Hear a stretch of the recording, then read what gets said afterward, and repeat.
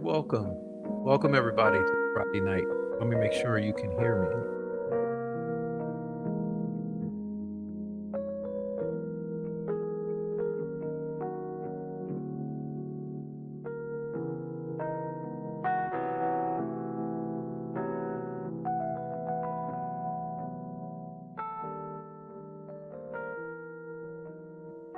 Sounds good.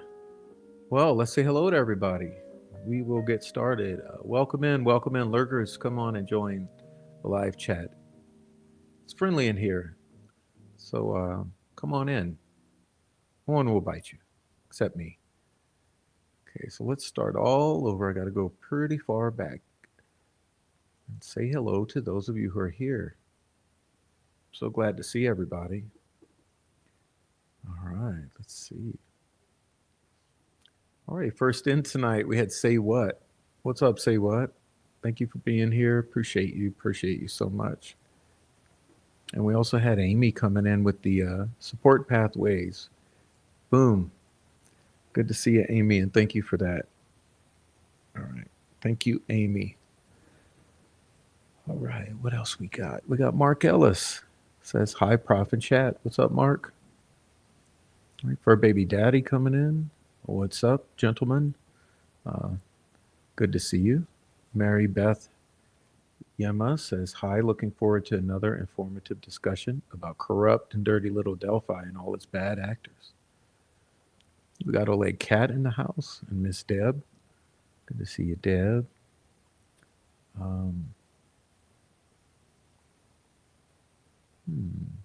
Kit Kat. Welcome, Kit Kat.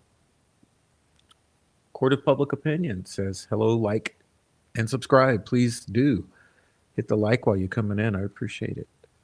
All right. Thank you, Amy, for saying hello to everyone as well. All right. We also got Bonnie coming in. All right. And Amy is reminding you to turn your chat filters to all messages. Don't get caught in the top messages zone. Welcome in, Rhonda and Paula and 26 Dead Zombies and Sweet Dude Shibby. There he is. What's up, Sweet Dude? Brenda Mays. All right. Gene Jackson. Hello. Hello to you. I'm off. It's the weekend. Let's roll. All right. Friday night's pants optional. Crystal Blue Persuasion. Welcome in. What's up? Also, Rebecca Ann. 1965. Welcome. Mino Dino. Nicole Watt. What's up? What's up, Nicole?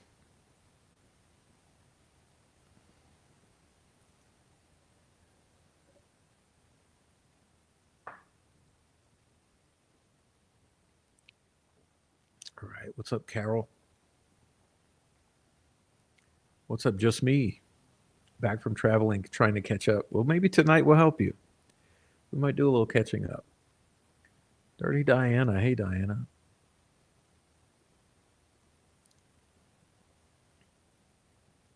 All right. Heather Brown. Hey, Heather.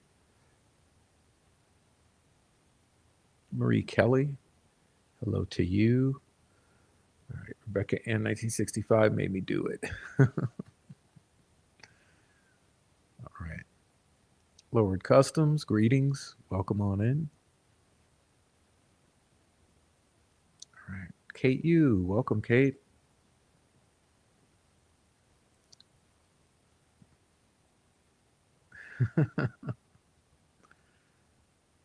All right, y'all. Is the commenty section on? Yes. What's up, Don Leonard? Welcome in. Listen, you guys, we have so many viewers who never come to the live chat. And I just want to encourage you all who never come to the live chat to come on into the live chat. It's great to get to see you and hear from you. All right. Honestly, come on into the live chat. We have plenty of lurkers, and let's turn those lurkers into chatters. Hey, Heather. What's up, Dom S? Hey, everyone. I'm super sick. I'm going to bed. Well, guess what, Dom? You're not the only one. We'll talk about that too. Um,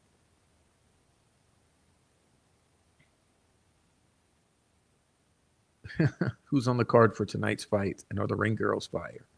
Yes and yes. All right. All right. Boom. Just look at mine and Dino's photos. You look much better. You'll feel much better. Okay. All right, y'all. Y'all acting up already. What's up, Critter Mama? All right. Who else we got in here?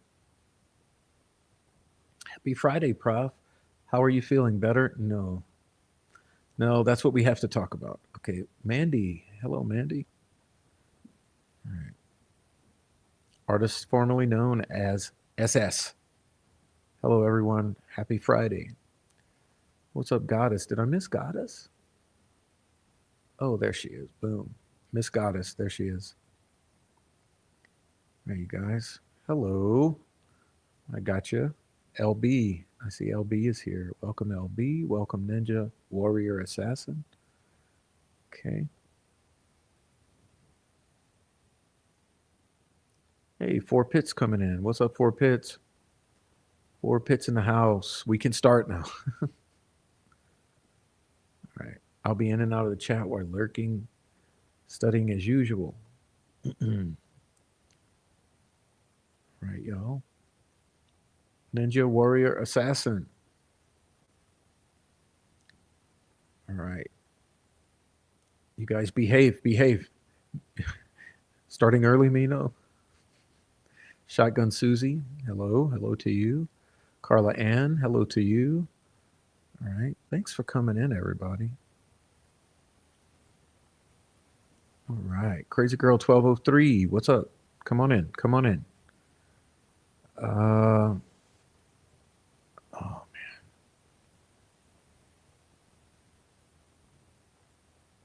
Thank you for sharing Four Pits. You go subscribe to Four Pit Bulls Across America. Go subscribe to It's a New Day. Please put their links up one more time. Um,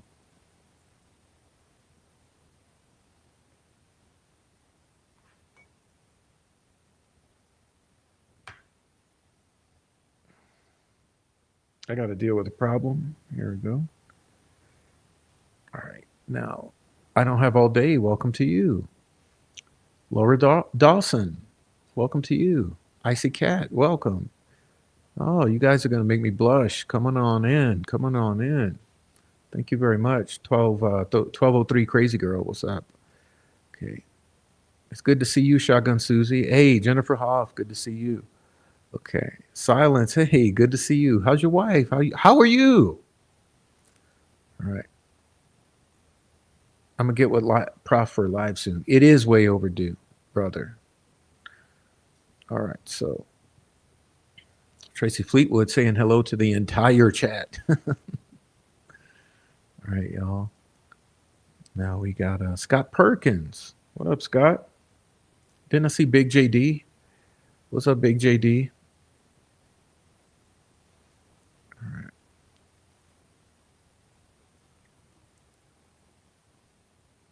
Thank you, 43 Goblin. Thank you very much. Appreciate you. What's up, Nancy Drew 101? All right. Did you just hear that feedback? I just heard feedback. Like, that's what a rare occurrence on my system. All right. Who else am I missing here? There she is. Big JD, y'all. Big JD. All right. Lynn's Hen. Hello to you. Welcome in and welcome to Silenced. Lurkers, I command ye, saith hi. Okay. All right, y'all. Elizabeth Park, hello to you. Okay. There you go. Charisma 6174, welcome up to you. I used to be a lurker. Now I'm in it.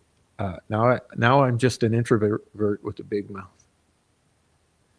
Okay. Jennifer, are you in the tiny channel? Let me go check on you. You might be abandoned in the tiny channel. Stranded. Oh yeah, Jennifer, Shotgun Susie, Barbara Borman, Heather Swinson. You guys are all in the small channel. You guys don't know how to get onto the big channel? Let's see. See if I can help you out here. Maybe Amy will. Hey, please put up the link to the prof, and maybe they'll come on into the big chat. All right, what's pertinent? What's up? What's up, Scott Perkins? Okay, Heavy Metal Rehab. Hello to you. Hello, hello, hello. Okay. Hey, Heather. Okay. Shotgun is reminding everyone this is the extra chat. You might want to go to the big one. All right, let's see.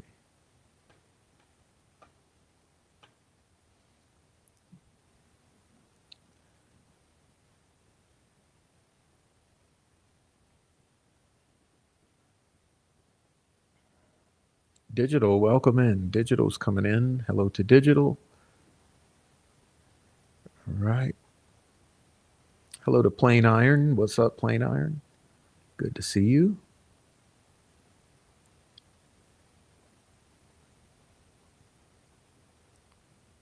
I'm down at Appalachian State. Just had my Otis graduate master's degree in science. Big day for us. Round of applause for 4 Pits. Good job. Good job. Okay. All right. Who else we got? Hey, Christina. We got Christina up in here. Miss Pie Crust coming in. Hello to you. I would really love some pie.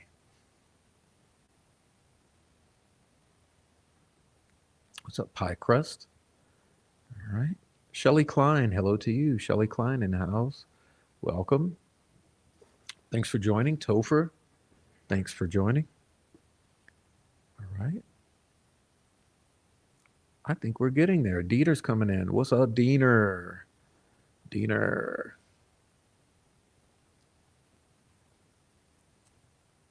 I'm good. Wife moved to excellent stroke rehab. She says they're working her hard. All right, y'all. Who's her daddy 11? What's up? Awesome chat, family, like always. All right. Christine, what's up, Lurker? What's up, Christine Lurkin? All right, y'all. Now, Scott Perkins, what up, what up? All right, so I think I pretty much got everyone here. I do believe I caught most people. If I missed you, go ahead and drop a hello in the chat, and I will make sure to catch you. But I think I'm done, and my voice is not feeling too great. Okay. All right, I escaped the baby chat. Congrats, 4 Pits. I love pie. It's a whole other story. I don't like telling anything about myself anymore personally because the trolls use it to attack you and harass you and intimidate you and stalk you. So can't even talk about my preferences these days. Jeez, wackos, internet whack jobs. What's up, Diana?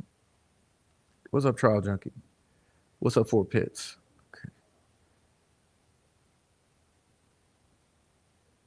All right, so sound like I need a hot toddy? Possibly. Yeah. What's up, Sean? What's up, Sean Bianchi? Thanks for coming in. All right.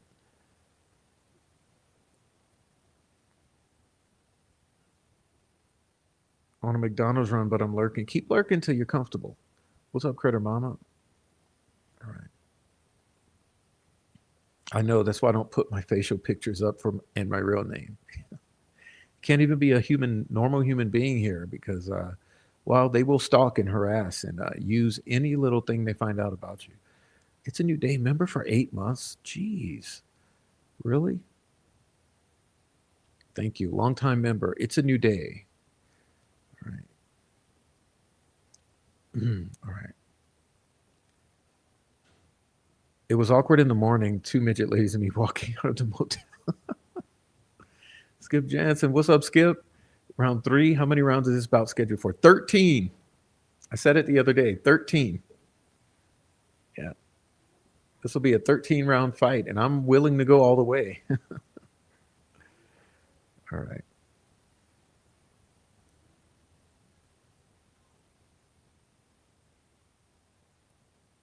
Conspiracy theorist.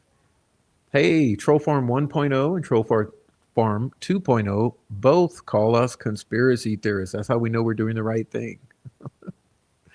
Jennifer's happy to be here saying hello to everybody. Thank you, Jennifer. You found the main chat. Awesome. Goose's Gammy, what's up? It's a new day. Did you donate 5 memberships? Who got them? Indy Cindy, Vanity Sanity, Keith the Harasser, Rotstar, Charisma 6174. Well, glad you're hate watching. Goose's Gammy, what's up? All right. All right, y'all. Jake Brooks, what's up? Jake Brooks coming in. All right. Thank you so much. Thank you so much. It's a new day. I didn't think we would find trolls in our own community. Oh, well, time to wipe the sleep from your eyes. All right, y'all. So I think we're good. I think I caught everybody. Hiawatha, good to see you. Good to see you. Thanks for coming in. All right.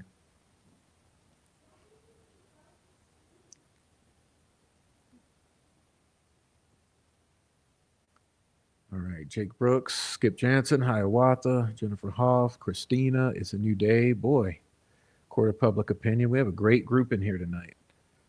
Great group. So good. You may or may not like what I have to troll. I was reading that. The trolls be out tonight. What I have to talk about tonight. All right. Yes, the gifted memberships expose the lurkers. All right. So I caught everyone. I do believe I caught everyone. So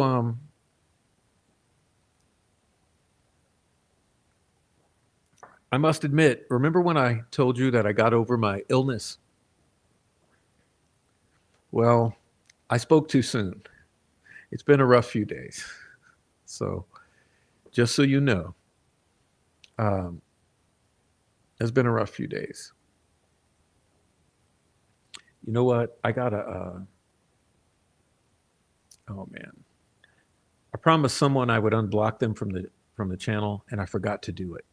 So apologize. You know who you are. Apologize for forgetting to unblock you before the show tonight. I was really busy, and I had a rough few days. Okay. What's up, nobody? Nothing. 1717.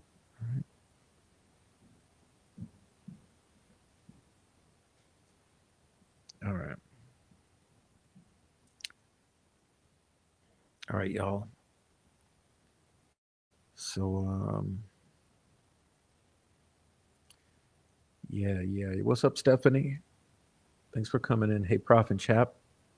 I've been at our family's Mother's Day party.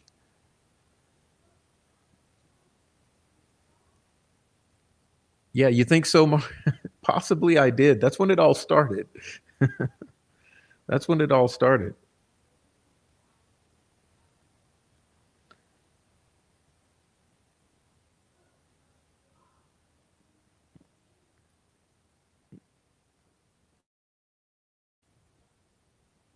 All right. Hello, Prof and Chat. Hope everyone's well. We are. Thank you. What did Skip say about it's a new day?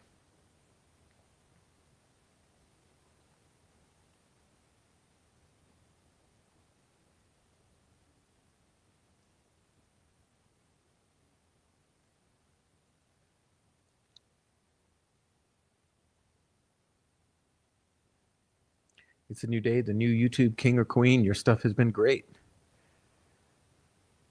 All right. All right. I ate too much chocolate, possibly. That's what kicked it all off, right? Okay, so I have not seen the $20 Dubai chocolates. Do they have real gold leaf in them or something? Um, um, walk humble. Everyone be nice and be honest. Okay. All right, y'all.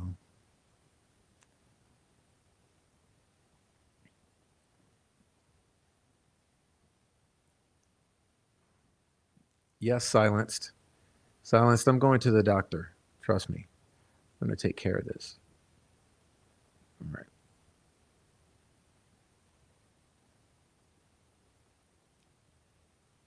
Anyone know why my super sticker attempts fail and say not sent, edit, and try again? I'm swearing. I'm not swearing or saying bad stuff. Don't know. I think Amy's good at that stuff. All right. So okay, y'all. So good, Charles. Good. All right. So yeah, gold leaf is also not good to eat.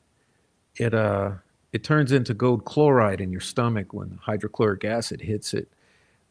It's not good for you. So I wouldn't be eating gold. All right. So so tonight's show is Friday Night Fights, round 3. Now listen, there's a lot to talk about.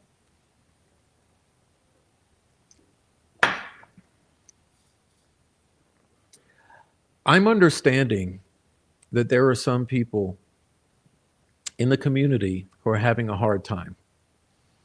I really do.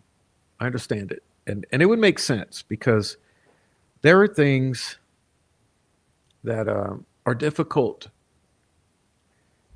to explain to people and to bring people along. Um, Honestly, it's like that teaching because should you try to teach a wide variety of people a wide variety of skills and subjects, you'll find that it's very difficult. Um, Sometimes it's the journey that is the reward, or in the context of student and learner, it's the journey that is the lesson. You know, remember in the Karate Kid, old Mr. Miyagi, having the kid do all of the chores like waxing, you know, painting, and this coming along and doing the chores was a way of teaching skills. And in some ways, that's why you have to have faith in the process. Um, because sometimes you just have to be in the boat while we cross the turbulent waters, even if you don't understand where the navigator is guiding to. And so that's my hopes, um, that in these times when some of you might not understand exactly, wax on, wax off, when you might not understand where we're going or what you're less learning, okay, what you're learning, you might not understand. You might not want to be painting the fence or waxing the floors or anything else. But sometimes you just strap in, you go along for the ride, and you understand that you might gain something from it. And that's really what's going on here in this community. And I know it's hard because it's hard to talk about. People are tired of talking about it. People are somewhat exhausted or burned out. There's some, how would I put it? There's like some fatigue. And listen, let's be honest here. I've said it so many times before. There are 8 years of trauma and fatigue in this community. You know,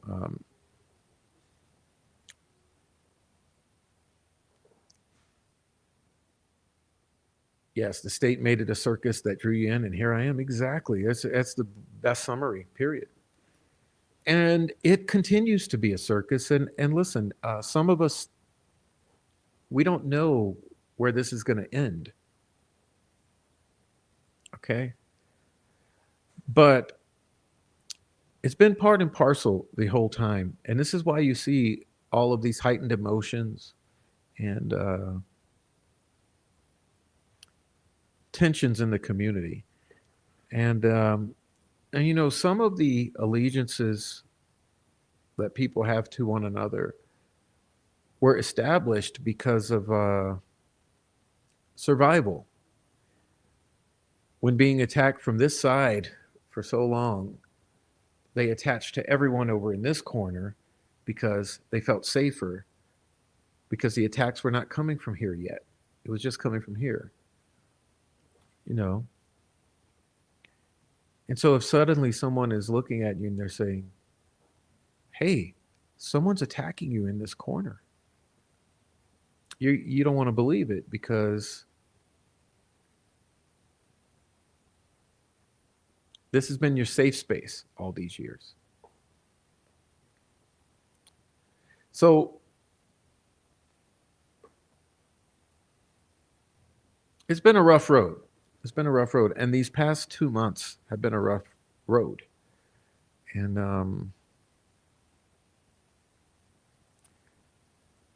it's just been amazing. Okay, it's been amazing as to what this has been. Because imagine trying to be the point man here, trying to be leading this or fighting this battle.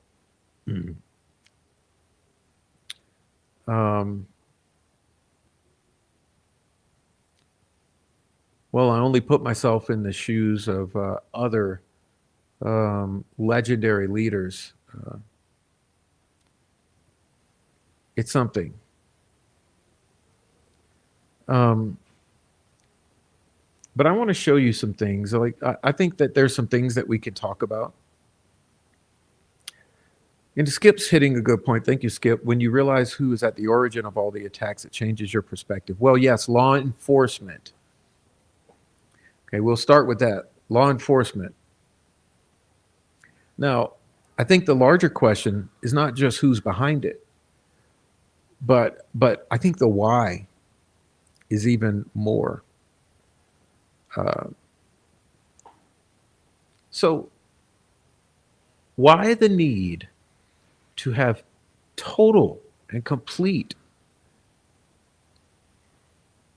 dominating control of the narrative on the Delphi murders? Have you thought about that? Have you taken a moment to sit down and think about that? Why the need to have dominant control of all sides of the narrative on simply the murder of two little girls?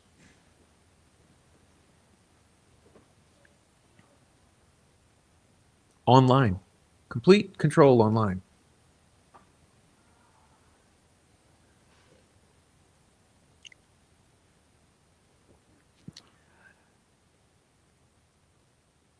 I mean, let's be honest here. It's the state, and only the state. Okay. Now, just because you might see meth heads, felons, or mean girls behind what's happening doesn't mean that it's meth heads, felons, and mean girls. It means it's the state. And the people who are being indirectly and directly manipulated or controlled into acting on behalf of the state.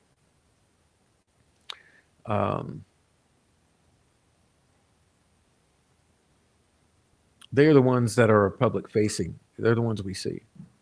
So I wanted to go through some things. I showed you, or I developed a couple community posts. Okay, and these community posts that I recently have posted were placed for your assistance or to assist you in understanding. Okay, so I want to go into a few things. Let's see. And I'm going to be jumping back and forth here. Let's see. Let's see what I want to start with.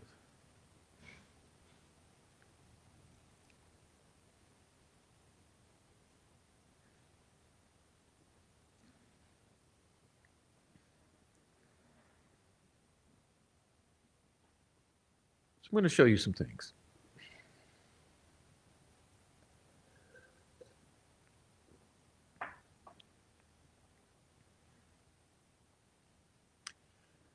What are the people who surrounded the defense team for Richard Allen doing?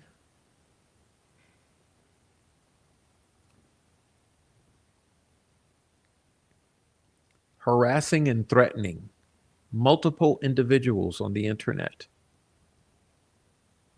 What are the people who surrounded the defense team doing harassing, threatening multiple individuals on the internet? Why is a supposed successful attorney from Indiana, who is secretary of the Indiana Public Defender Council, using people's professions and locations to attempt to intimidate and silence them? Remember him using North Carolina on Reddit to do the same to another? Who were the 6 people in the due process gang who caused issues for the defense before in 2024? Why was this same group of people involved in the questionable release of the video on an anonymous website? The very same people who attempted to seize a post-conviction investigation and discovery on the Richard Allen case. Why? And how is this appropriate? I'm going to show you a Twitter post. I could almost do it better with this here.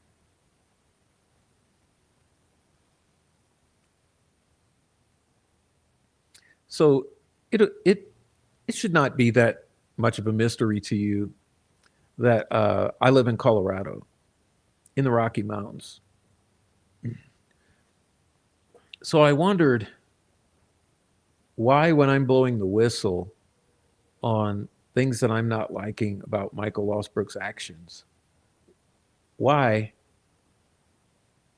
does he choose to post this?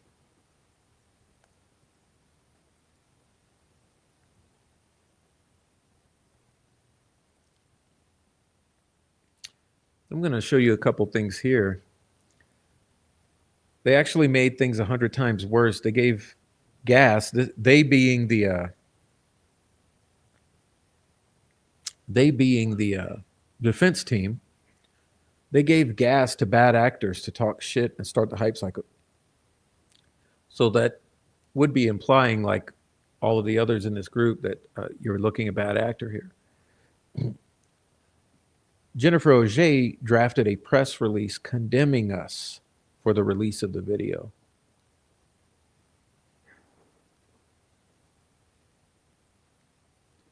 It was only a miracle that we got her not to release it. So the defense asks us to release it.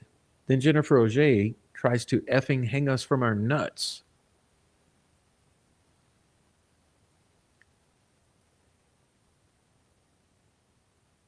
They were going to release things, but threw us under the bus after wrapping an anvil around our necks.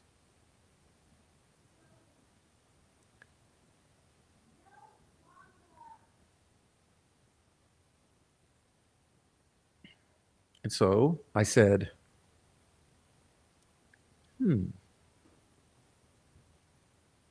6 people.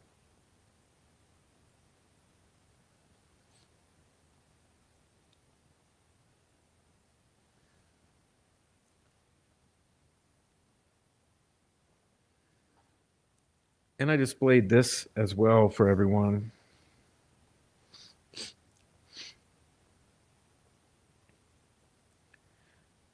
I said, this is what happens when you tell the truth.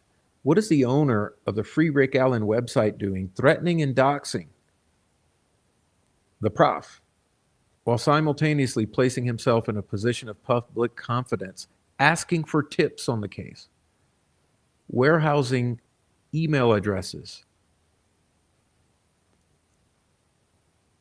and making a call for whistleblowers to step forward on the case. For whistleblowers or tips, you would be asking people to put a lot of trust and confidence in you, and a lot of trust and confidence in the fact that you won't do any harm to them with the information or their identities. Well, that's pretty troubling considering that you are doing harm on the internet using people's identities, personal financial information, and you did it to Tom Webster, not just me. Okay? And I also found it troubling that even today, you're threatening to hack people's internet histories, IP addresses.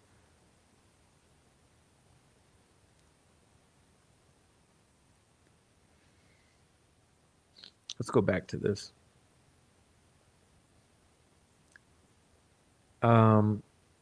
Okay, so I want to go back to this.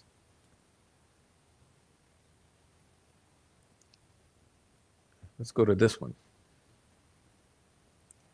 So I wrote a little something. This is on the Prof channel. This is why you'll notice this is the Prof True Crime. Okay, the Prof True Crime. All right. That this is on. And this is the backup channel at the Prof True Crime. This is the main channel. Okay. Where I post a different community post. So I just wanted you to know that. Because I want to read this for you here.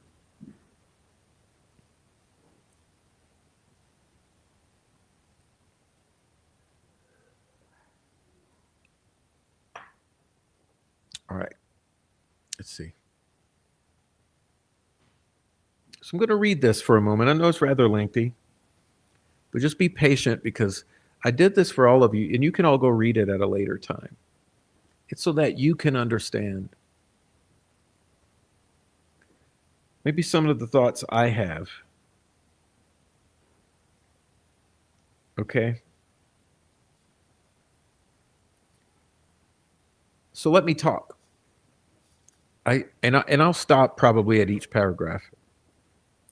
So I said people experiencing cognitive dissonance or heavy confirmation bias tend to portray surfacing controversies as drama in order to avoid facing the difficult conversations. And that means they minimize it.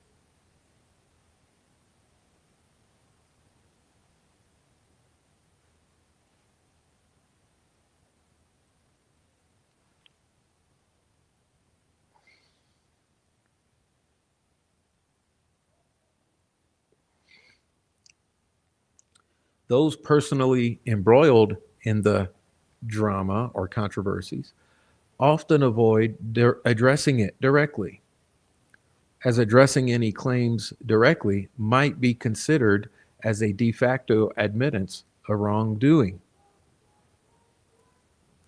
But with that being said, I want to address some things, especially since these bad actors have been running amok on Twitter, fanning the flames among their followers in order to keep people stirred up against myself and my closest associates.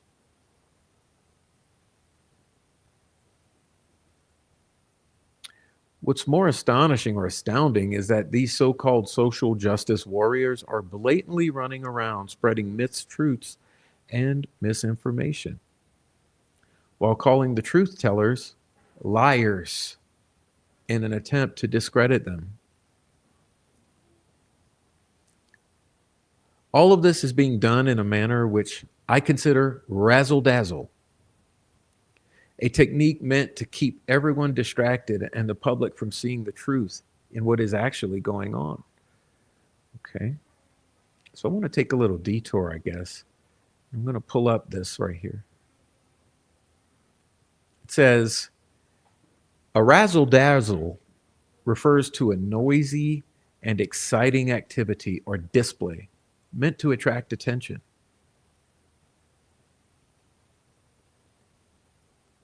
It can also describe a complex or deceptive maneuver, often used in sports to confuse an opponent. Additionally, it can be used to describe a flashy or showing appearance or performance. Here's a more detailed breakdown. Noisy and exciting activity. A razzle-dazzle can describe a situation with a lot of activity and excitement, often with a colorful or flamboyant appearance.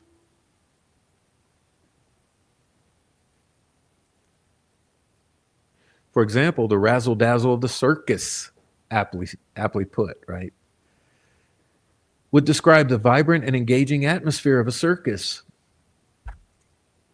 Complex maneuver in sports. In sports, a razzle-dazzle refers to a complex sequence of moves or actions designed to confuse or outwit an opponent. Think of that one. A complex sequence of actions designed to confuse or outwit an opponent or the general public.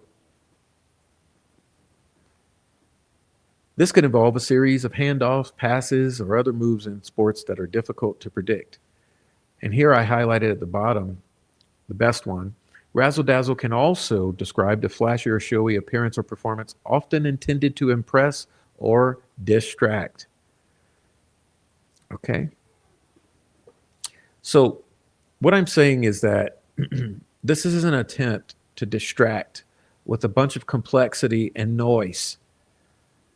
Okay? Like I said, a razzle-dazzle, a technique meant to keep everyone distracted and the public from seeing what's going on, because it's not going to keep me or others on the inside, but it's going to keep the public generally confused as to what is actually going on because of the level of noise and all the directions it's coming from and how complex it is.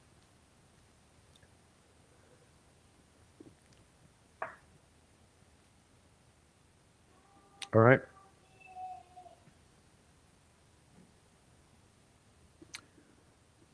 So I took us back. I want to take us back because obviously, listen, I almost feel like I have to stop and explain this. Obviously, we are still talking about the events of the past 2 months, which still have not come to any resolution. 2 months in. 2 months in. You've turned people against each other, okay? You've turned people against me, and you've turned people against yourselves. 2 months of it. And so I figured, hey, I'll take us back. Let's take us back to where this all started, which we really know it didn't really start here. This actually goes back 2 years. I would specifically say that it goes back to early to mid 2023. But anyhow, I said March 12th, 2025. A video, and we're talking about the alleged video from Liberty German Celebrite extraction, is published on a website alleged to be owned and operated by Luke Nicholas and Kara Weinecke, according to the Murder Sheet podcast. Okay? Now remember, the website itself does not declare such. The website itself declares that it is a website operated on behalf of the defense team of Richard Allen. And then it starts conflating the post-conviction with the defense team and all kind of stuff. But we now know factually that this website has zero affiliation with the defense team of Richard Allen. And it does appear that Murder Sheet's reporting is accurate, at least on one level, by citing Luke Nicholas. But according to Murder Sheet Podcast, they claim in 2024, in summer of 2024, Murder Sheet Podcast claimed that this website was operated by Luke Nicholas and Carol Weinecke. So I say, on March 12th, a video is published on this website, and almost immediately, R&M Productions' Angela Sadlowski goes live and does an extremely awkward premiere of this breaking news. In the live chat, numerous people, and that means chat members, are asking obvious questions about the release, such as, is this the enhanced video? And they say things like, this is the enhanced video, correct? And they say things like, where does this come from? All the most reasonable questions were the most reasonable first asked questions.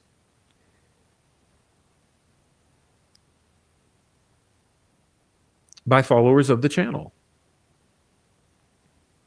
But very interestingly, these questions are met with immediate and curt responses by both the hosts and by Luke Nicholas in the live chat, shutting down any reasonable questions whatsoever, literal shutting down of the questions.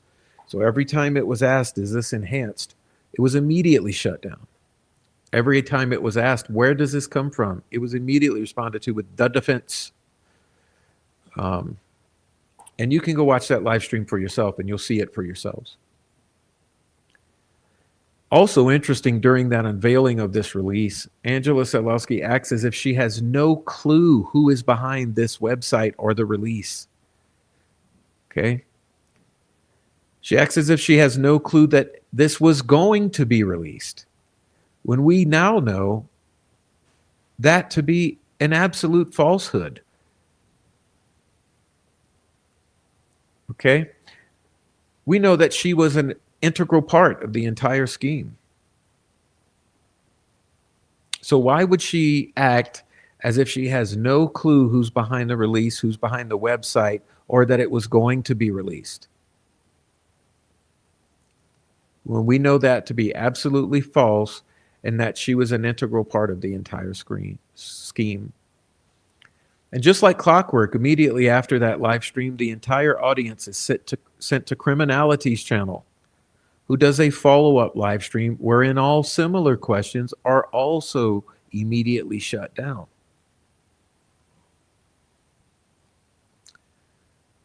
And this set into motion an entire narrative in which questioning the validity of the video or its origin was extremely frowned upon. Okay, in other words, the initial rolling out of this BG video by these two channels, R&M Productions and Criminality, in which the channels immediately responded to shut down those questions, set up a narrative in which questioning the validity of the video or its origin was extremely forbidden and frowned upon. And this sent an entire community into an uproar as people experienced the cognitive dissonance of resolving expectations versus reality. In other words, what that means is that the entire community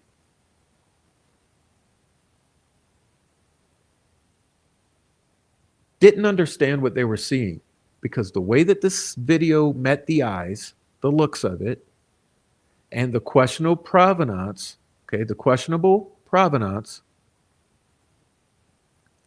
and the bad or the interesting look of it, combined with the firsthand testimony of people who were in the courtroom. Remember the people who were in the courtroom who came out and described what they saw in this video? Well, people were saying, first of all, it doesn't look right. Secondly, they were saying, where does this come from? And thirdly, they were saying, how is this what was presented in court when the people in court said they saw something different? So you see that whole group of questions? People were asking those questions. But like I said, because of the way that the rollout was controlled by R&M Productions and criminality, those reasonable questions were immediately shut down. Okay? And since when is it appropriate to shut down reasonable questions, especially when people have 8 years of gaslighting and trauma in this community because of this kind of shit? Okay?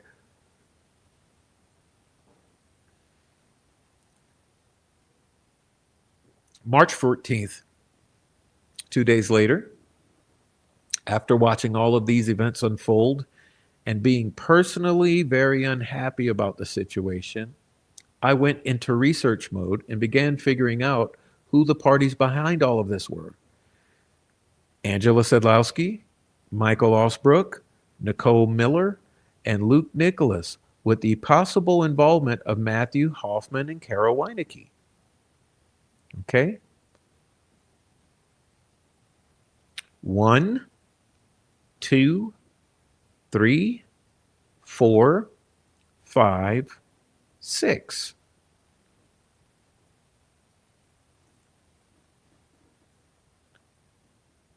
It was on that Friday night live stream that I telegraphed the message directly to Angela and company. Put your big girl's panties on and step forward to claim responsibility for this release. I will give you until Monday before I tell the people what happened. Of course, my challenge was met with absolute silence.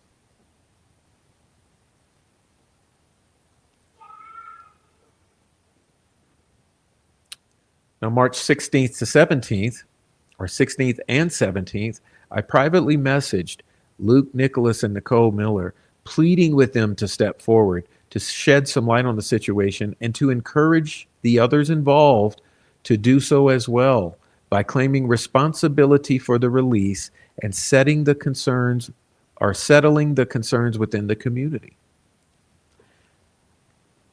I considered privately messaging Luke and Nicole as a respectful and generous showing of grace by allowing those responsible to take charge of the disclosure of the facts of the release for themselves rather than having me do it. Okay. I also considered it somewhat generous to give a forewarning of my pending reveal of the truth behind the situation so that it would not cause any divide in the community or exacerbate any kind of controversy. Okay? Unfortunately, however, my compassion was met with obstinance and denial, then further lies in an attempt to throw me off the path of this story. Remember, they both denied any involvement and solely put the onus on the defense of Richard Allen. It's important to note that during this period, the above mentioned individuals were also going around to multiple live streams, okay, for a 2-week period, entering the chat as a group, trolling in order to establish a particular narrative around this video release. Yes, they were doing narrative control as a troll gang. All these mentioned above individuals, NDB, okay, they were going to all the live streams, into the chat and trying to direct the narrative about this video by claiming it was for the defense and it was not enhanced, et cetera, et cetera. And I was keenly observant during this period and made sure to document it all, noting the dates and times and all the parties involved. The due process gang. And I did that with screenshots and a notepad. Okay. Now, by March 18th, the next day, frustrated with this response to my gracious offer to allow them to speak for themselves, I decided to take matters into my own hands. and reveal to my viewers the truth of the situation in a somewhat jarring fashion. To shake things up, I revealed in my live stream the exact names mentioned above and how they were responsible and behind the entire debacle. And remember, this was March 18th, less than a week after the release. Naturally, I faced a lot of backlash for this approach and a lot of direct denials by the individuals who were named by me, which was an absolute shock and surprise because it was already known and proven at the time I decided to reveal it all. And I could not conceive that these people who try to establish themselves as righteous and trustworthy advocates for the defense of Richard Allen would blatantly lie and mislead the public around such a provable and consequential matter. This is when I realized that this was a very important issue, more so than I had assumed at the outset of this controversy. Okay. Then afterwards, late March to early April, the backlash continued. Okay. And we saw, and you saw some of the evidence of the backlash. I didn't necessarily screenshot every single Twitter post and every single nasty comment. But trust me, there were dozens and dozens and dozens. Okay. The backlash was incredible coming from this group of people, especially what was seen on Twitter as Michael Osbrook and Angela Sadlowski whipped their followers into a frenzy, who then set out to attack the messenger with ad hominem attacks, intimidation, and doxing.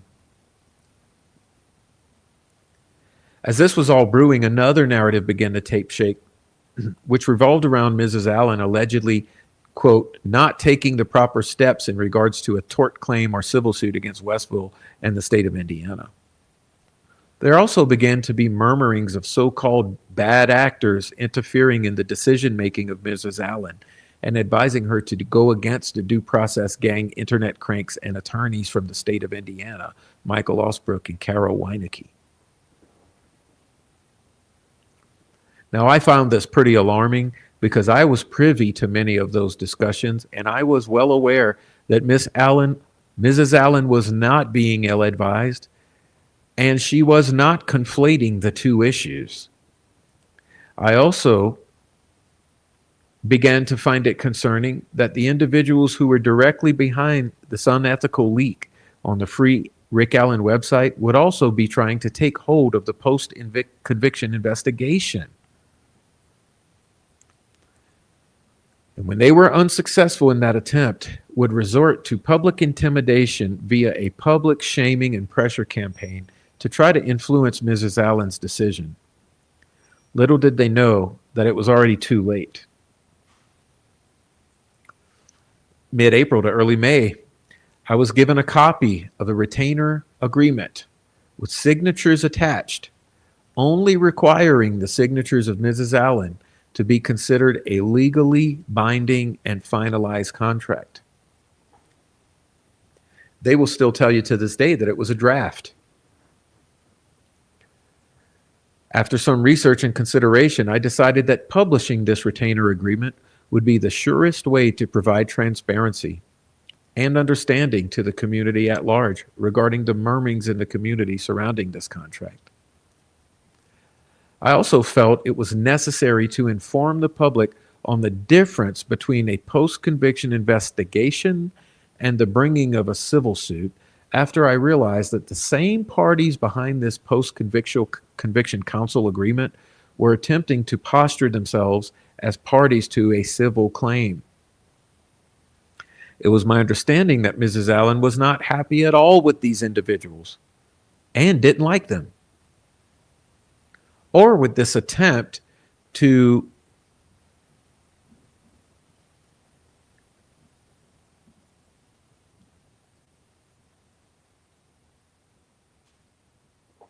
switch gears. And I attempted to relay this information to the general public. It was also my understanding that Erica Morse was accurately conveying the statements on Mrs. or sorry, it was my understanding that Erica Morse was accurately conveying statements on Mrs. Allen's behalf, and that these people were trying their damnedest to discredit her because of their own personal disliking of the messenger, Miss Erica Morse. Something I was all too familiar with. Yeah, shoot the messenger. I also became concerned when members of this due process gang started making the PR rounds on various podcasts, bashing the former defense attorneys and insisting that Mrs. Allen be found not capable of making decisions on Richard Allen's behalf. Furthermore, there was an intense intimidation and harassment campaign rolled out by Luke Nicholas on his Twitter page and echoed by many of the followers of this due process gang, which continues to this very day. Okay?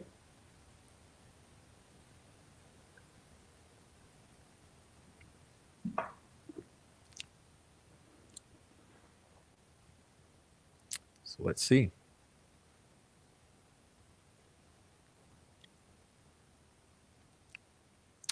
And under the post, I attached, before we get to that, let me go back. I just realized I made a boo-boo. There's more. You see under here, it says currently.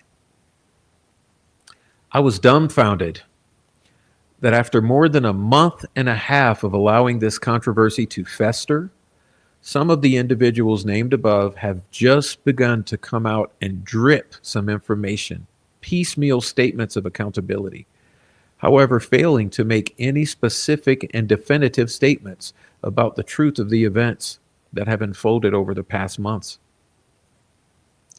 Additionally, notice that in all of this rhetoric, there is no specific chain of events detailed. Let me say that again for those in the back who like gaslighting. Okay? You guys listen. In all of this rhetoric, there is no specific chain of events detailed. No specific names named. Okay? Just piecemeal accountability, quote unquote, here and there, in what appears to be an attempt to pacify those asking questions, but done so without providing any real answers.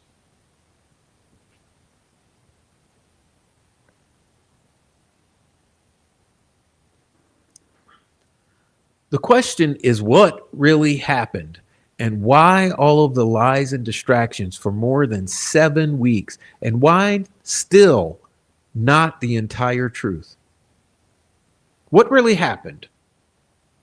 Why all the lies and distractions for more than 7 weeks, almost 2 months? We're approaching 2 months into this.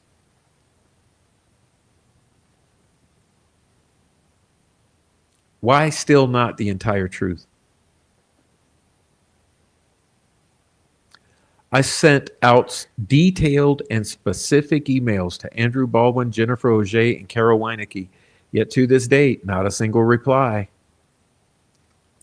Why the huge conflict about the defense allegedly releasing this video and them outright denying the fact to the extent that they were going to release a public statement condemning the above mentioned individuals for the leak?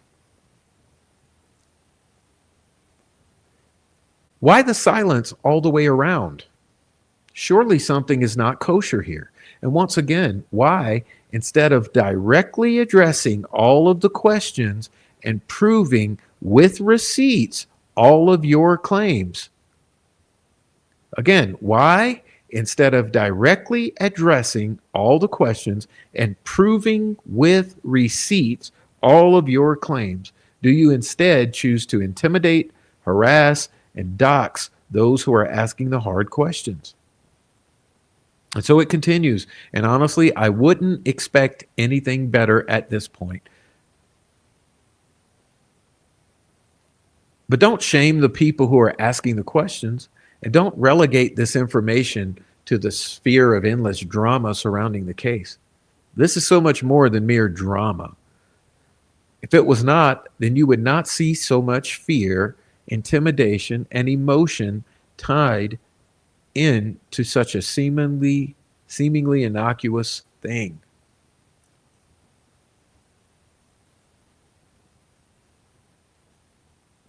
And I found it odd here because this was a very strange response that Phoenix came in and gave. And we're going to break this down. Phoenix, you deserve it. Okay, you deserve it. So we're going to break this down piece by piece.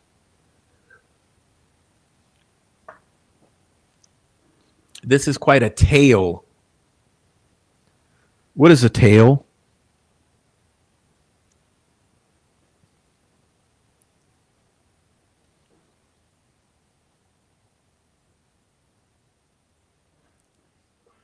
Almost even makes sense. No, it does make sense. It does make sense because every single piece of what I just read to you is very well delineated. It's factual, it's logical, and it is proven with their own words. Now, moving on, we'll circle back. Except your ending needs some work. No, it doesn't. Your conclusion is that nobody emailed you back, so that's evidence that everything you said is previously true. No, that's not my conclusion. My conclusion is don't expect anything better at this point from these people. That's my conclusion. Evidence that everything I said is true is that it's all in their own words. Okay? Now, my question here, where is the evidence that anything they said is true? You see, that's what's lacking, but we'll get to that. Somebody not emailing you back isn't evidence of anything. I didn't say it was. I said it's called silence. It's not a receipt. Nobody said it was a receipt. It's called silence. Okay, them emailing me back a reply when given the opportunity to do so would have been a receipt. Yes.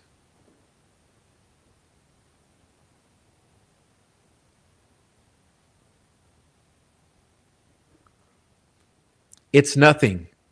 Well, because you're trying to make it into something and therefore so that you can debunk it and say it's nothing.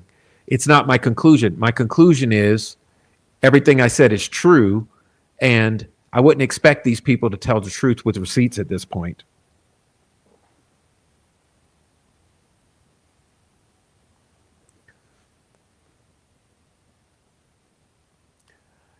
Somebody not emailing you back, well, that's exactly what it is. It's a non-response, which is silence. Conflating it as anything else really insults you. Well, I didn't conflate it as anything else. You are conflating it in order to try to discredit the statement because you don't want to ask these questions about your friends because your friends have lied to you and you don't want to understand that your friends have lied to you. So make me the bad guy and make me the purveyor of logical fallacies. There's no obvious jumps in logic. The logic was based upon all the other lack of transparency, accountability, and honesty, I wouldn't expect anything better. That's my logic. Anyway, I said you're being antagonistic because what you failed to mention is it's not my burden to prove. Right, it's these burden to prove. Because what are the claims? What are the claims? Baldwin gave us this to leak. Baldwin gave us this to leak. Okay, that's a claim. Where's the proof? Where's the proof? We got Baldwin gave us this to leak. Baldwin's a pussy, a motherfucker, blah, blah, blah. Where's the proof? And we're going to get to more. We're getting there. I'm sorry I didn't want to have to do this first, but I guess I'm all out of order here. We'll continue because we're not gonna stop. Okay, so let's see.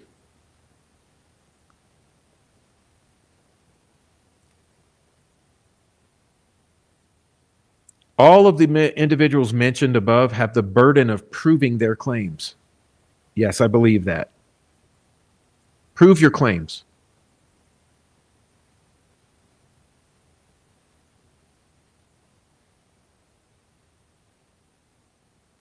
So, look, don't come in my, look, you're coming in my chat. Okay. Since you're coming in my chat to harass me, I'm going to shut you down right now. Okay. If who's denied it? Baldwin and Auger?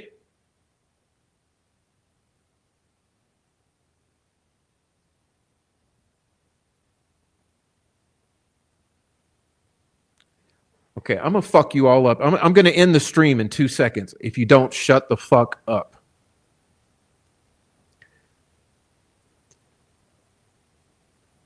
First of all, who said Baldwin emailing anyone is nefarious? No one said Baldwin not emailing is nefarious.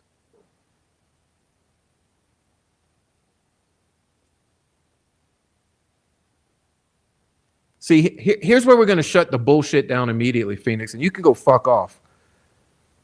No one said Baldwin not mailing back is nefarious. But let's get back to this one. If they've denied it, why can't we see that?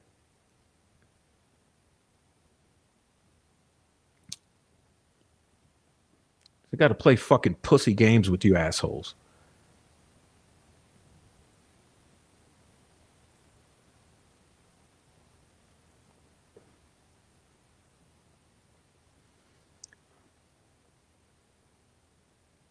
Jennifer Auger drafted a press release condemning us for the release. I guess you can't read, right, Phoenix? You can't read? You can't read when it comes to this? Jennifer Auger drafted a press release condemning us for the release. It was only a miracle we got her not to release it. So Jennifer Auger asked us, so the defense asked us to release, then Jennifer Auger tries to hang us from our nuts. See, there's no getting out of this. Defense was going to, but threw us under the bus after wrapping an anvil around our necks.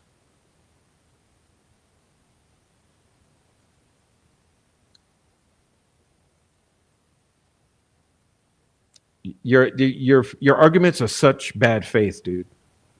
Like, you really got to go check yourself and figure out what the fuck you're even talking about. Are you going to make me present something else I didn't even mean to throw up? Right here.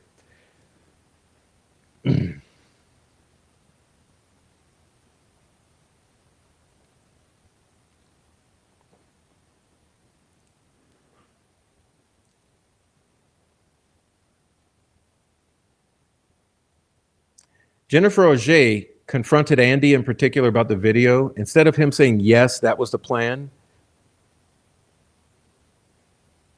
instead of saying that, he threw everybody under the bus like he had no effing clue where it came from. To the point where Jennifer Auger was going to put out a press release about how they didn't put it out. They don't condone it.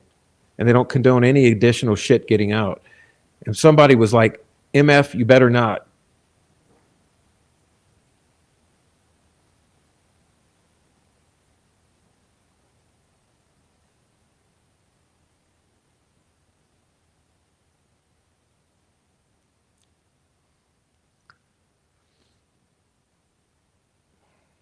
Like, your bad faith fucking arguments stop today.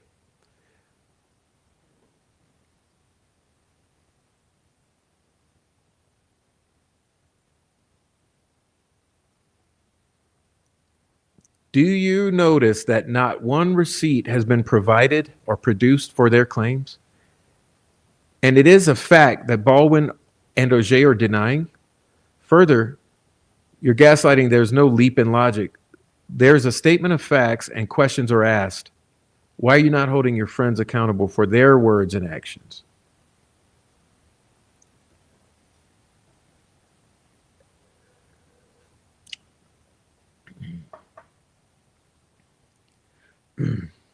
Now,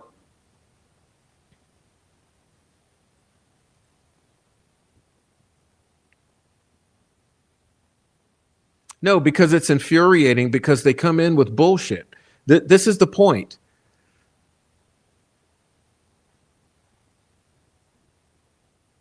This is the point.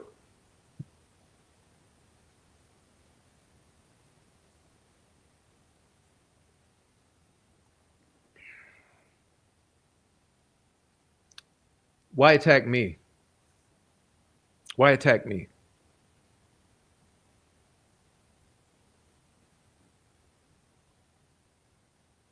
Here's a question.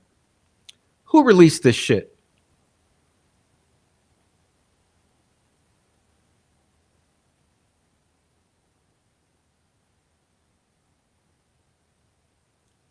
Who released it?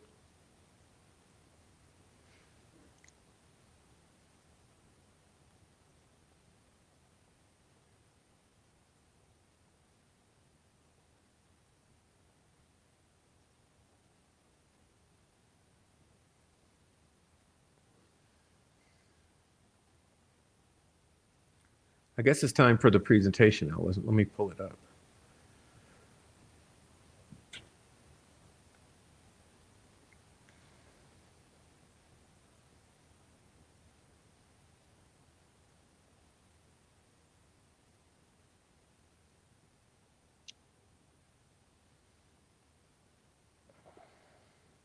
See, and you wonder why there's such anger?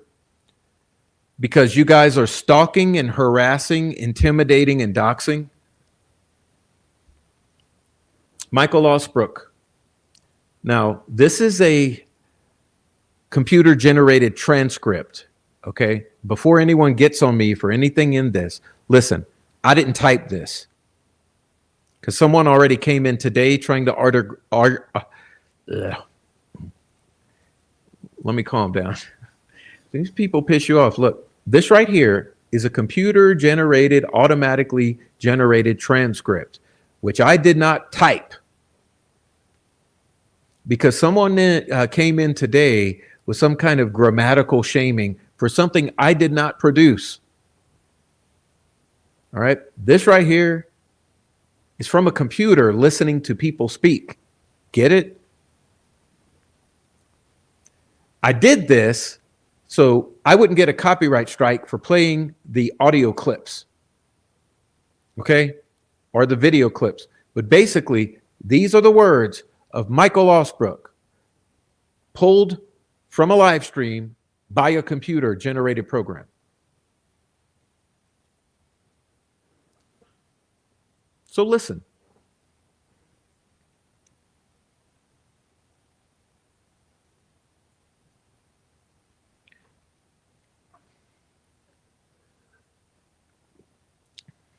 I think the two things I'd like to clean up once and for all on actual knowledge instead of hearsay running around is the provenance of the BG video and this whole contract kerfuffle.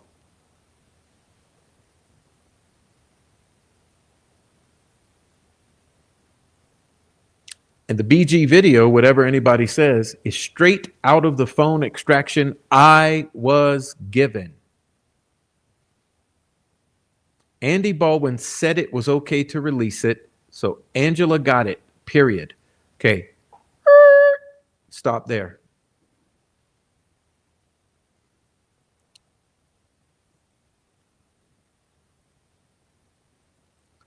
Now,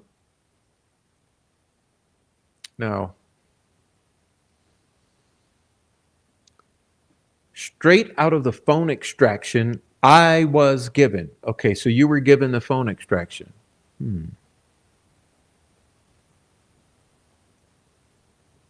Andy Baldwin said it was okay to release it. So Angela got it, period. Okay, let's stop. How did Angela get it? Because that's a leap. So there's several layers here. The phone extraction I was given. So you were given a phone extraction. Okay. Was it by Andy Baldwin? Who gave the phone extraction? Andy Baldwin said it was okay to release it on a website the way it was released. Where's the proof of that? because apparently he's to the point where he's willing to deny it and craft a remember this, to the point where OJ was going to put out a press release about how they didn't release it and they don't condone it. So OJ's going to put out a press release, and Andy Baldwin says he has no effing clue where it came from. Do you see why there are questions here? And why is any of this my fault?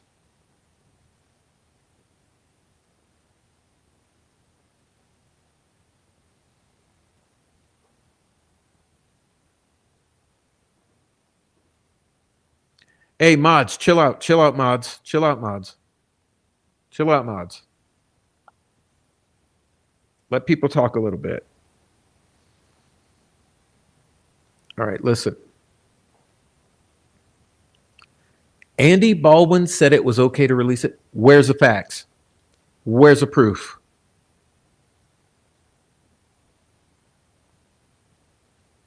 Because it seems like Andy Baldwin is denying and Jennifer Auger is denying, but Andy Baldwin said it's okay.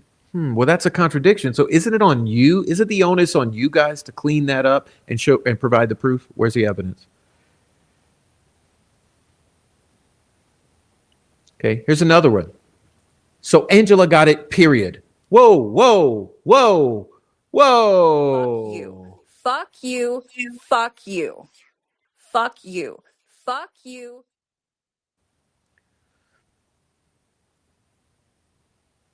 So Angela got it, period. How?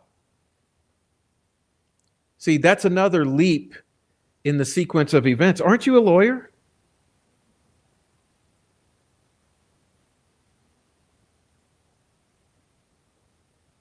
It seems like something's being left out. Andy Baldwin said it was okay to release it. So Angela got it, period. Wait, who? How did Angela get it?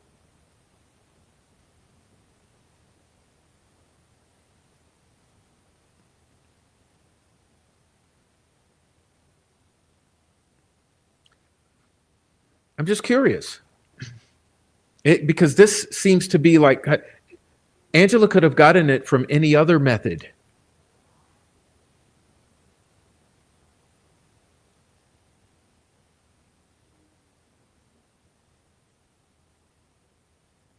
Anyway, it just seems like this is it's a little shifty. It's a little shifty. It's not very factual.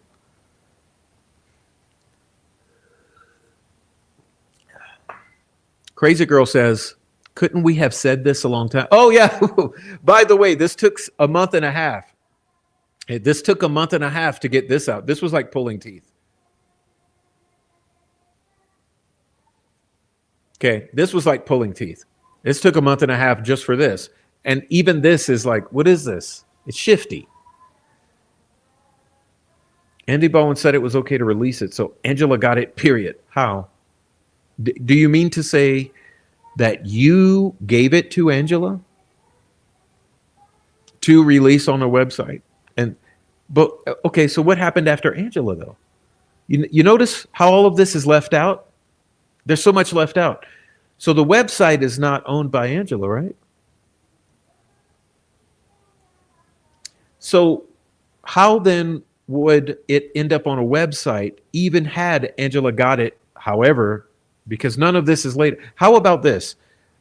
This happened, then this happened, then this happened, then this happened, then this happened, then this happened, then it's on a website.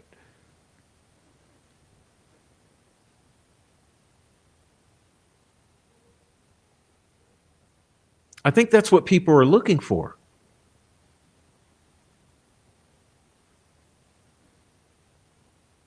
I think that's what people are looking for. I think people are looking for where'd it come from, then who got it next, then who got it next, and who got it next, and who got it next, how it ended up on a website. And why has it taken you motherfuckers 2 months to even begin to come clean about this? That's what people are looking for. But let's continue. Couldn't we have said this a long time ago, though? A month and a half ago? And he responds with, because some people weren't willing to be honest about what they had said. Who are some people? Who are some people? This could not have been said 6 weeks or a month and a half ago because some people wouldn't be honest. Who are some people, and are those people being honest now? What changed that enable you to say that you see what I mean about this? How this is weird. So in other words, you're speaking for yourself, Michael Osbrook. So how does some people keep you from speaking for yourself? This is where the logic doesn't logic here. It doesn't add up.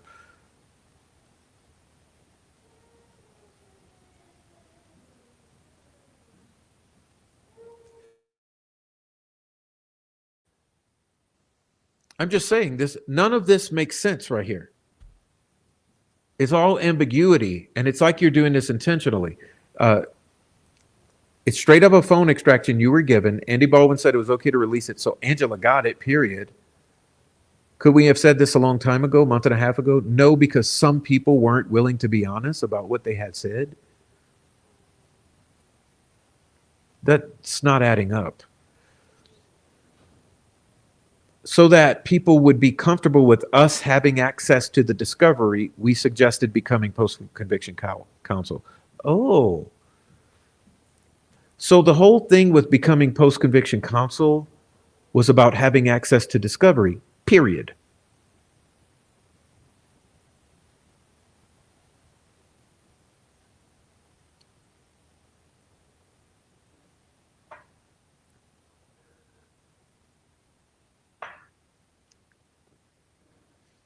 Who are us?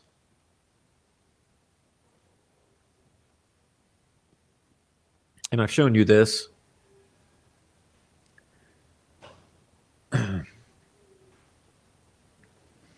Jennifer Auger, I guess, confronted Andy in particular about the video. And instead of him saying, yes, that was the plan, I was going to do A, B, and C like a grown man and a professional and someone who's not doing anything wrong. Instead of saying, yes, that was the plan, I already checked with other attorneys to make sure it wasn't violating any kind of protective order or whatever, and that these are public records. Instead of saying that, he threw everybody under the bus like he had no effing clue where this video came from. Oh, I don't know where that video came from. I have no idea. To the point where Jennifer Auger was going to put out a press release about how they didn't put it out. They don't condone it. They don't condone any additional exhibits getting out. And they won't be releasing, and that moving forward, nothing will be released. And somebody who knows, who's somebody who knows? This is another thing. What is this? What is this? Somebody who knows was like.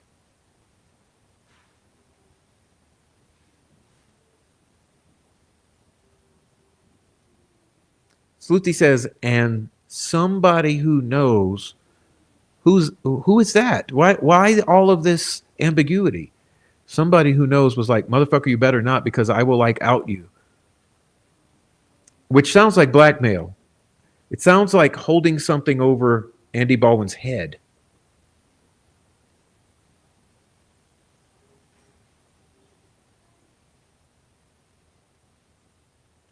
I was calling him a pussy.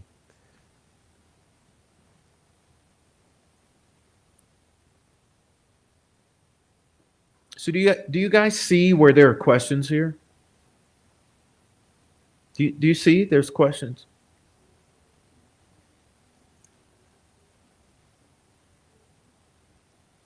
And my thing is,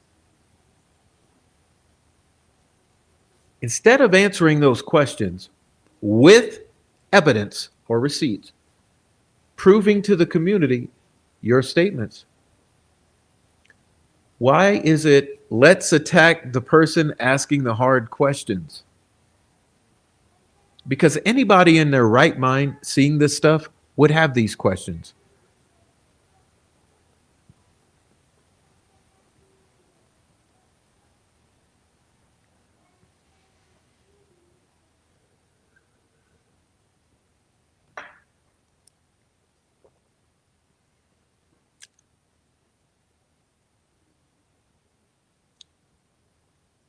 Anybody in their right mind would have these questions.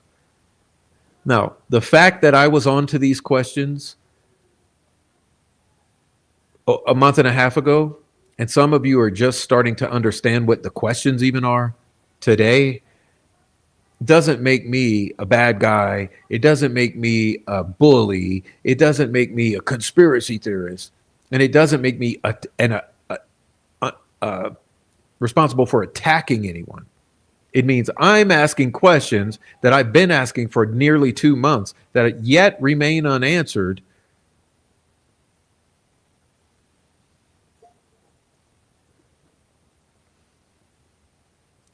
Here's the truth. Is it? Is it though? Because where's the proof? Where's the proof? Rick Allen's defense attorneys released the BG video. Rick Allen's defense attorneys, with an S, released the BG video.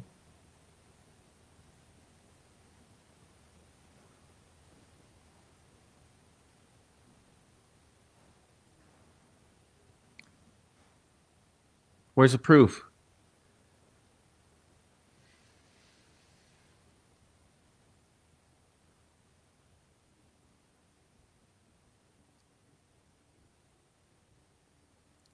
Which was untouched. We went to huge expense to make sure the original file, untouched by us, was available. We didn't even optimize the video file, which would have saved over $2,000 in hosting expenses. Well, who's we? Who's us? Who's we? And saving over $2,000 means how much did you spend? Because if you're saving $2,000, you must have spent more.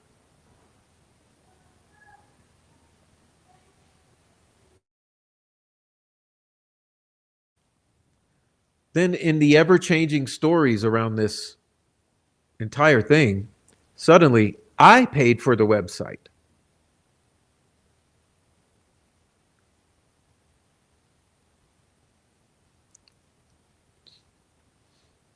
And again, what he's doing, he's threatening to sue Kathy and Rick Allen's closest associate. And he knows this too. He knows that this person is Rick's closest advocate and a friend of Kathy. Why are you threatening to sue a friend of Rick and Kathy Allen? There's no NDA. That's not what my source says. My source was told that one of you was working under an NDA.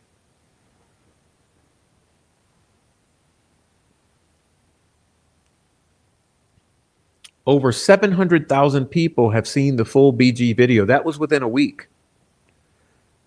A handful of people, the Prof, wants to distract you with nonsense about a domain name. No, that wasn't the nonsense. The nonsense was that we wanted to know what this item is, where it came from, and what was a true sequence of events that led to its publication on this website. It was not about nonsense about a domain name. And then you do this weird thing where you say it does not have the same IP address as the sites I ran, meaning for the record, it's not my site. Wait, didn't you just say that it was your site though? I paid for the website. But if it did have the same IP address, so what? That's not what matters. Yes, the domain was purchased with a privacy. Whoa, hold on. Hold on. How do you know that it was purchased with a privacy service? Because that's standard practice for a sensitive project. If you were not behind it. We operate in an environment of lawfare, harassment, and hacking attempts. Yes, we do. Since the launch, the site has been under constant attack. How do you know unless you're behind the site? The site was built quickly and strategically as a backstop in case Rick was found guilty. How do you know unless you were part of it? Turned out to be a smart move. Over 5,000 people have signed up for email updates, meaning given their email addresses because they care deeply about this case and want to stay connected. The servers and domain remain in the US. How do you know?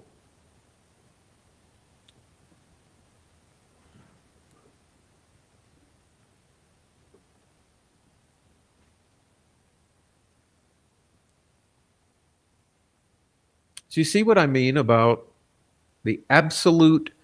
Listen, this has been 2 months of lies. Okay, the lies started at the beginning.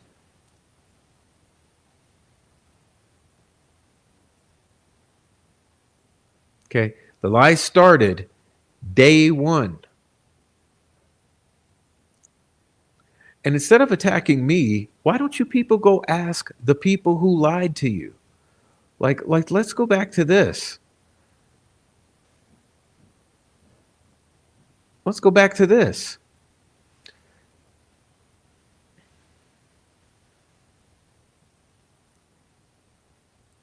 Almost immediately after publication on the website, R&M Productions, Angela Sedlowski, goes live and does an extremely awkward premiere of this breaking news. In the live chat, numerous people are asking obvious questions about the release, and that's Judgy and fucking Shaboogies and all of the cult members. They were asking, is this the enhanced video?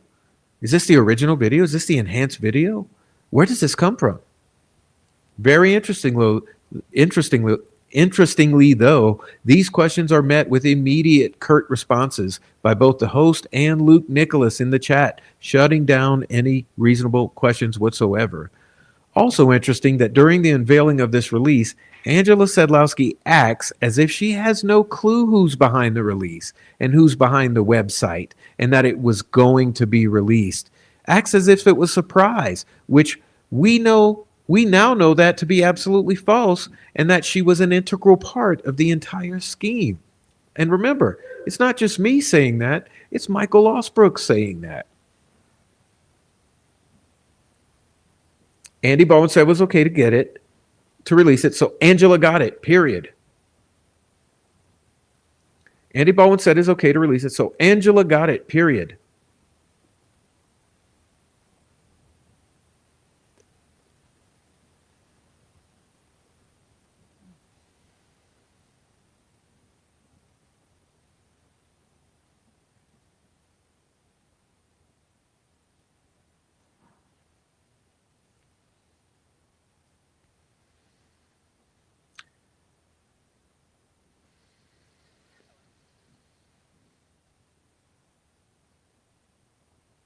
I'm going to read a couple things for you.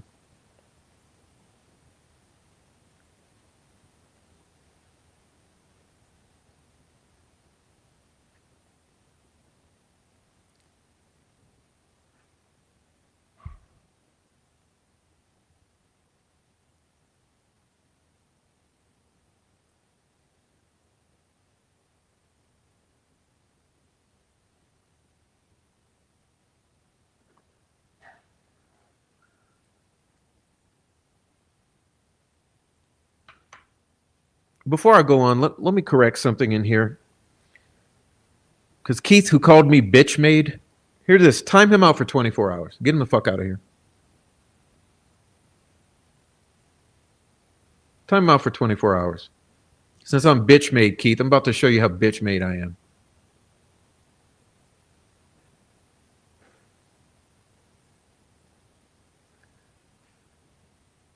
All right. Now,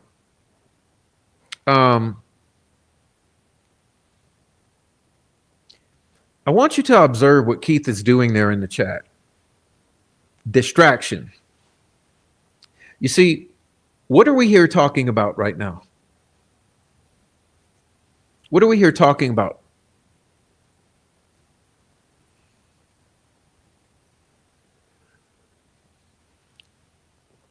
I mean, serious. What are we talking about? Why won't Keith come in here and talk what the fuck we're talking about? Talk what we're talking about. You want to talk about this release and your friends lying about it for 2 months and not producing any evidence for their claims? Or do you want to come in and do you want to change the subject and distract, asking about a contract? Listen, The contract, I'll tell you this, the contract obviously only came from one person, which was the person who held the contract. But that's not what we're here to discuss.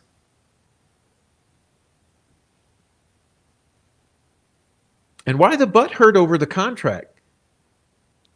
Why the butt hurt over the contract? Am I sensing butt hurt?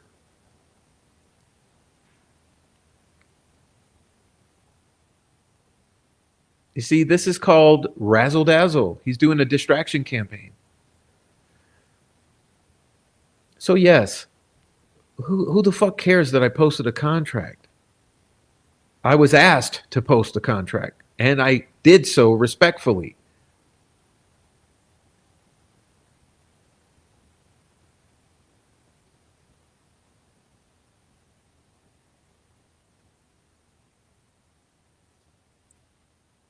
And by the way, just in case anybody's tripping, lots of people had their slimy hands on that contract. Ain't that right, Adrian? So let's not pretend. All right, so back to what I was doing.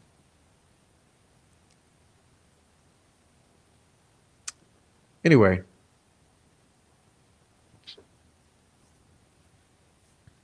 I don't even remember.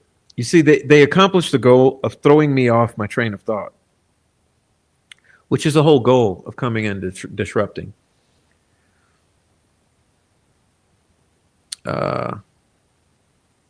Anybody who cares about the contract, email me. I'll send you a copy. Is that transparent enough for you?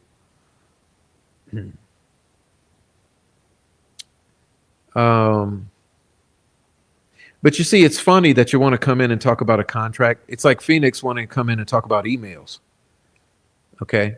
Phoenix wants to come in and talk about emails. You want to come in and talk about a contract. Excuse me, ladies, is that what I'm talking about? Am I talking about emails or a contract?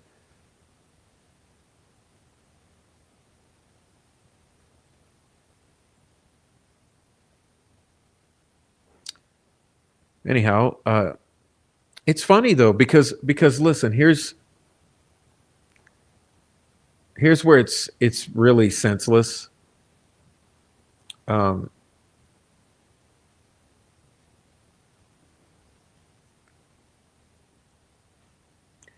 fact is that I would not be discussing any of this whatsoever had you guys not been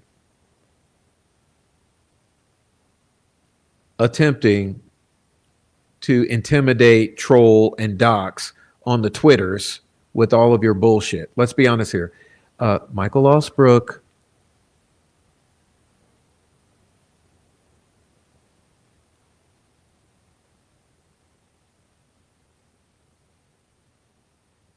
all you mean girl minions, Keith, if it wasn't for your bullshit on Twitter, I wouldn't even be discussing this anymore. Additionally, had anyone come clean whatsoever with the actual facts, nearly 2 months now, we're nearly 2 months in. Had you just come and told the story honestly, truthfully, accurately, transparently, with receipts? All right, question here, hypothetical.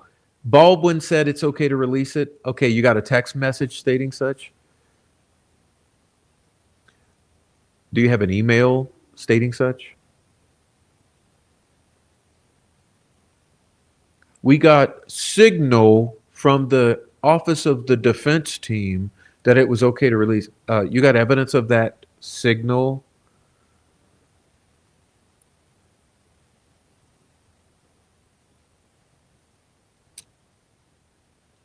And here's another thing.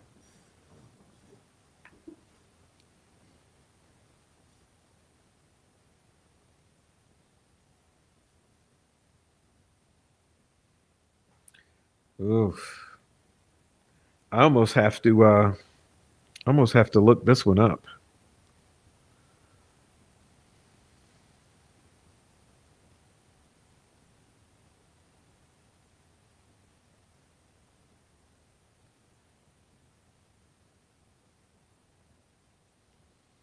I'm not gonna go through the trouble. Michael Osbrook loves calling me a liar. A liar. Liar.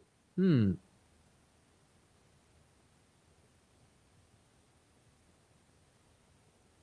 Interesting that you can just broadcast that term all over. Liar, liar, liar. Excuse me, sir. What are the lies? How about this? Bullet point list.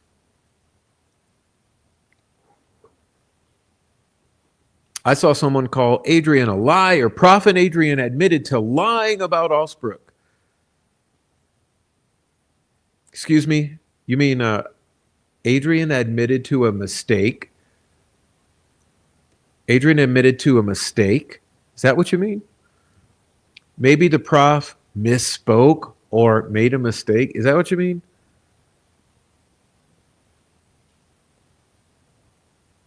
Because lie is a strong word. A lie is intentional, malicious, done knowingly.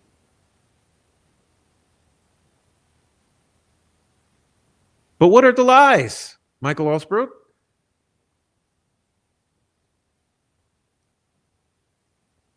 Since I'm lying. Um,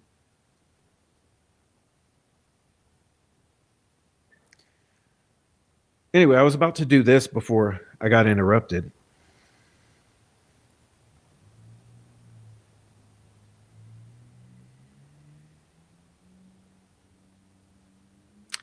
There's some things I want to read.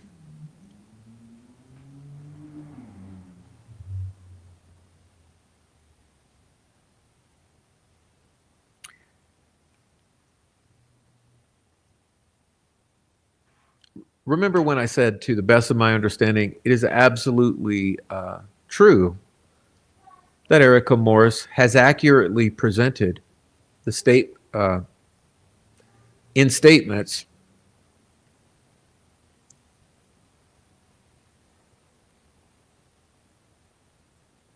the thoughts and feelings of Kathy Allen. So, one of them being,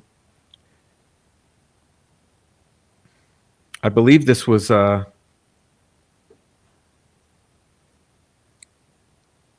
right around the time we're talking about. Shortly, really very near the time of this release. I'm sorry, the contract. The following statement is being made at the request of Kathy Allen.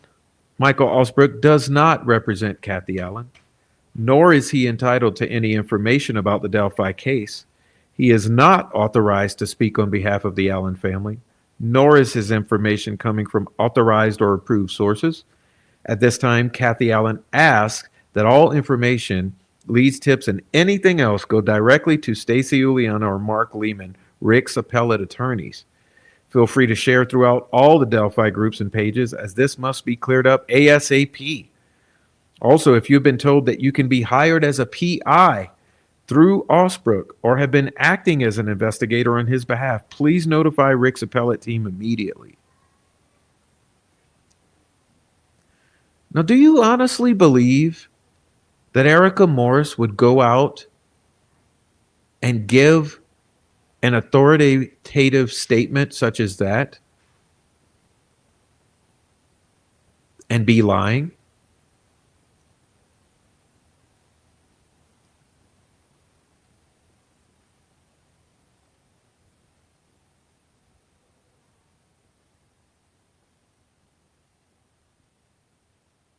She also said,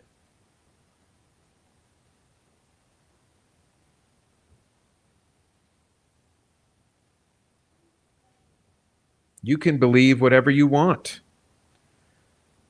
Even if it's wrong, Kathy has spoken, and she is both his wife and his power of attorney. It is disrespectful that you are demanding proof when Kathy Allen issued this statement through me on a Saturday.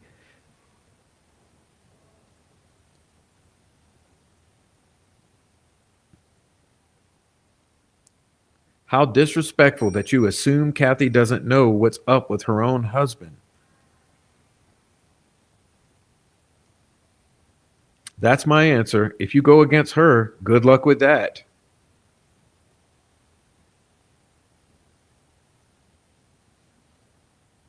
Now, do you really think that anyone in their right mind would make a statement such as that?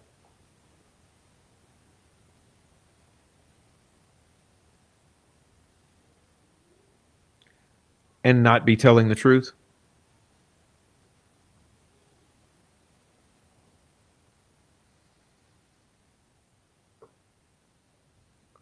Okay, let me look at the chat. Sorry, I'm not done yet. We're getting there.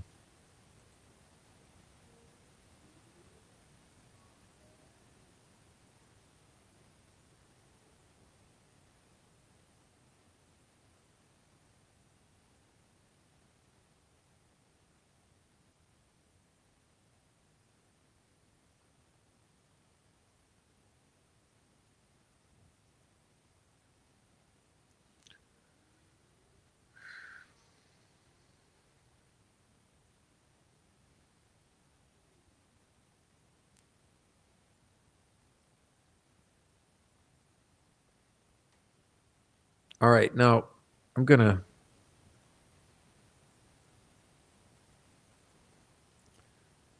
all right. I'm going to keep going. Sorry about that. I wanted to check out the chat real quick.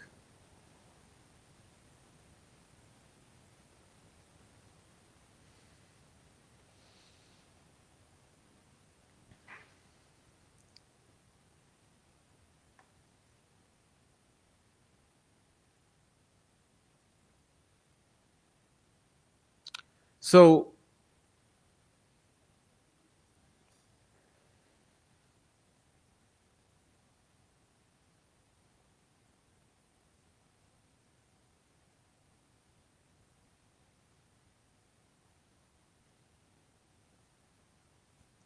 why all of the hate? Why all of the hate?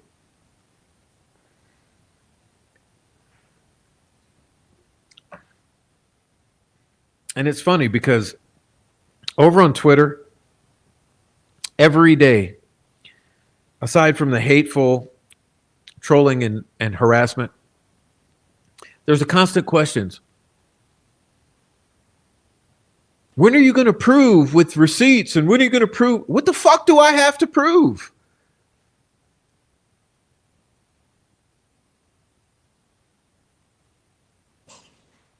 This is what's crazy. When are you going to prove what? What the hell? What the hell do you expect me to prove? I mean, Jesus Christ! Have you not seen the 45 screenshots just on this particular aspect this month? What do you expect me to prove? How about turning all that energy that direction?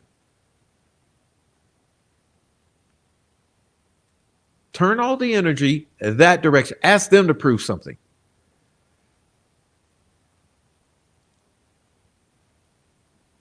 Ask them to prove it. For instance, ask that this be proven. Andy Baldwin said it was okay to release it. Really? Prove it. So Angela got it. How? Prove it. And then how did it get to the website? Prove it.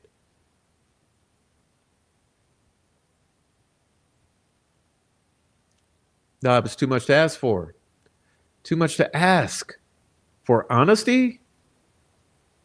If you didn't do anything wrong, why is it so hard to take accountability for what you've done?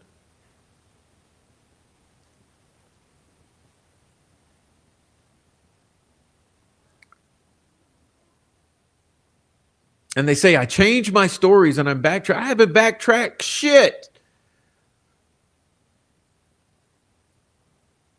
They tried to say it regarding the contract. Go read the post. Go listen to my live streams. What did I say about the damn contract? No one gives a shit about the contract anymore. Now, what about that second contract, though? That one ain't posted yet.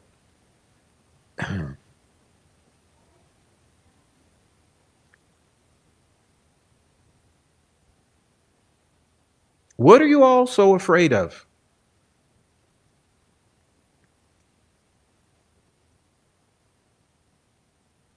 And like I said, by sending an email out to say not Skip, Andy Baldwin, Jennifer Auger, Carol Weineke, Andy Kopsa, sending emails out, it's saying,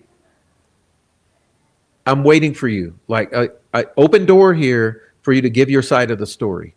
Okay. The reason I emailed Andy Baldwin, give your side of the story. The reason I emailed Weineke and Auger, give your sides of the story. You're welcome to give your side of the story before I go and talk about it on a live stream. That's why I mentioned the emails, Phoenix. Come on, have some integrity here.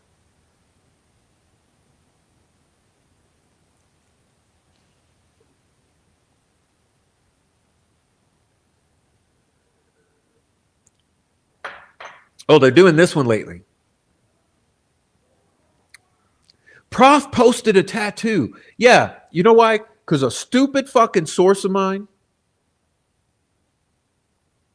she handed me uh, uh, the stupid tattoo, saying it was vetted.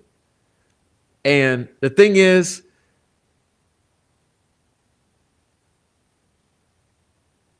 that one right there has been out of my circle for a year. Okay, she's been out of my circle for a year because of shit like that. But what I haven't told you is no, there is proof of affiliation of Shane Meehan with the skinhead Odinist. There is. And it's more than just a tattoo. So the fact that this, now, regards to this tattoo, I have not been able to debunk that particular claim you're making that it is not his Facebook. Okay. Therefore, I've not chosen to retract the statement yet until it's confirmed that it's not his tattoo, and until I can show you the other evidence of him having the affiliations with Odinism. But until I'm able to do that, you can go shove it, because none of you are acting in bad faith. In faith, you're trying to take one small mistake and trying to discredit the whole man, as if none of you make small mistakes.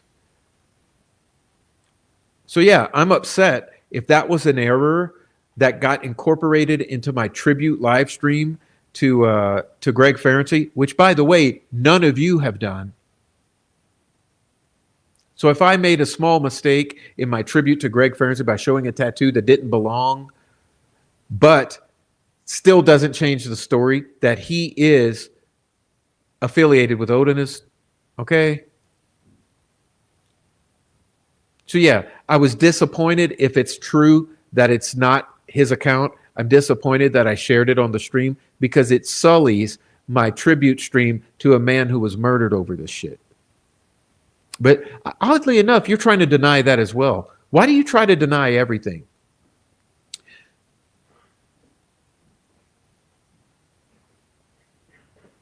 Because you're bad faith. Well, I got something that should get your panties in a twist. Let's see if I can hook this up. Because some of you are so stupid, you literally have to be shown things like babies.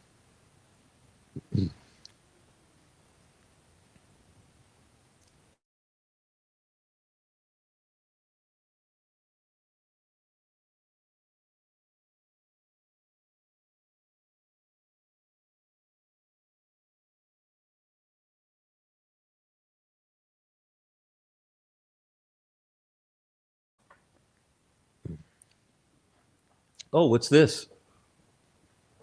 Hey, look, it's my buddy Rick Snay right there.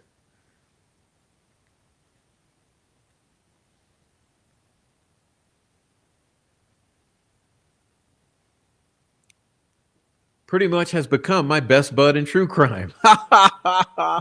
Rick Snay. Rick Snay. Boy, this was hilarious. This was hilarious.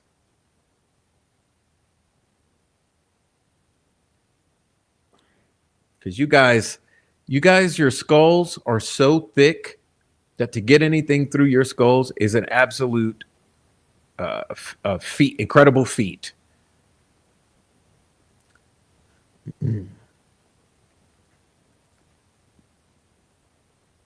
That's what haters do. They nitpick and focus on one small discrepancy and act like all the effort and the whole point was irrelevant. Yes. In other words, I don't know, the 1,000+ hours I've done on Richard Allen's behalf. I literally read through every court document. I read through the entire Frank's memorandum with commentary. I've gone through absolutely everything thoroughly. I showed how Brian Harshman conflated and twisted all the confessions and the da. I don't know, 500 fucking live streams. I can't even tell you how many at this point. Okay.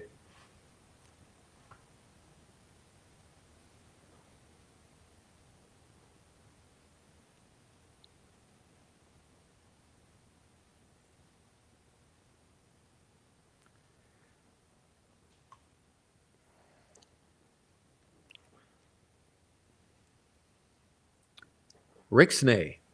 This was funny because you guys are so dense. All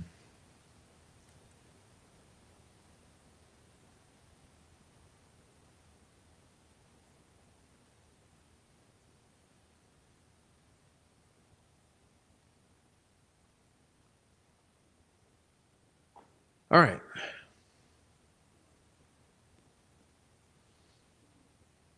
Some of you guys that are messing around, well, let me back it up. He says, I've done a lot of self-reflecting, and I realized that, like I said, none of this stuff with the appellate process should have been any of our business anyway, to begin with. Some of you guys that are messing around with this stuff, okay, caused some issues before when you did that. You know what I mean? I love you guys, but you know that there were issues, okay? So we don't have any part in this right now. Our part is not in the legal process. Our parts is now we are salesmen and we are advertising execs. And as I say, entertainers and clowns. We have to spread the word, get people to understand what happened here. Okay. That's what he said. Oh, 2024, see below. What did Prof? Wait, hold on.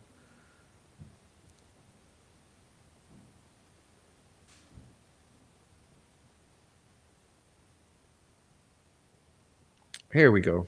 There we go. Sorry, I'm jumping around here a lot. I'm trying to get through it.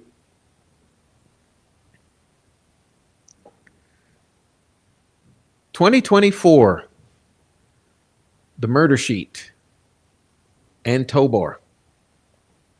Well, let's talk. Let's talk because I like to be specific. So here's how we be specific. December of 2023 to September of 2024. I'll say it again. December of 2023 to September of 2024. The murder sheet in Tobar took a look at this due process gang.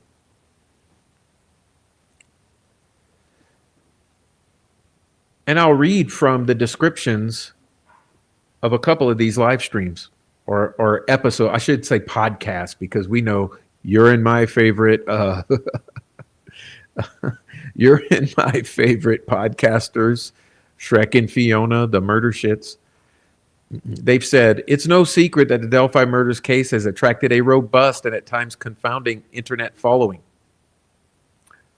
But some have carved out an especially extreme and troubling niche within that space.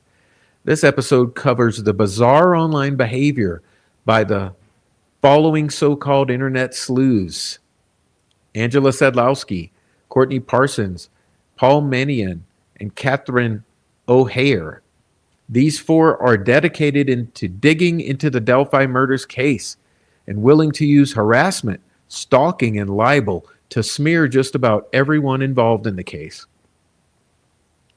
In this episode, we'll get into shocking claims that Manion has made regarding the leak of discovery materials in the Delphi case.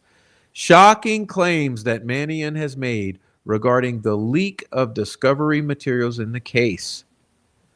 Members of Richard Allen's defense team have worked hand in hand with internet cranks in order to sway the public narrative of the case, smear perceived enemies, and raise thousands of dollars, $42,000, maybe something like that, in a poorly organized fundraiser.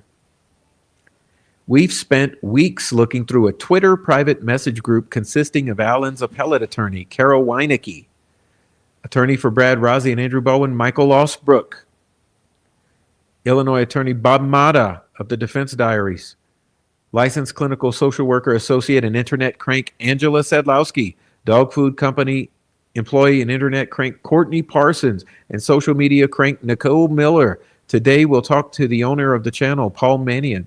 He'll get into his concerns about the internet culture around the case, the pipeline between the defense team and the web, and why he is taking a stand and speaking out.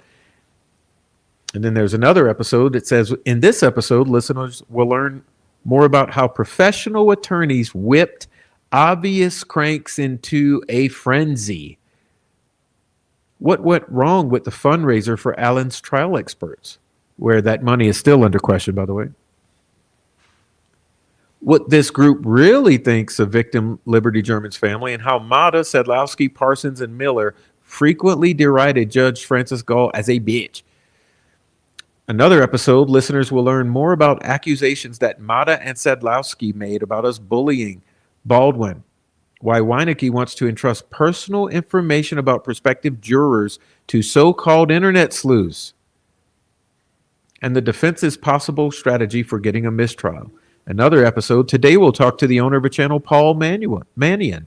He'll get into his concerns about internet culture around the case, the pipeline between the defense team and the web, and why he's taking a stand and speaking out.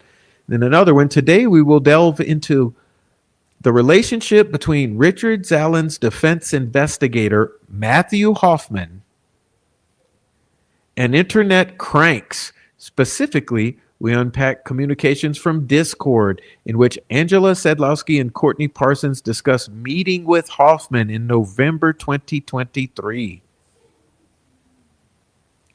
Angela Sedlowski and Courtney Parsons discuss meeting with Hoffman in November 2023 and getting information on phone pings around the crime scene, as well as identifying information about at least one person whose phone pinged there.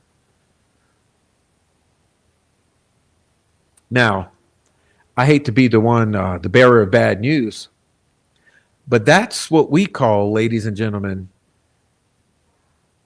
causing some issues before when you did that, Angela.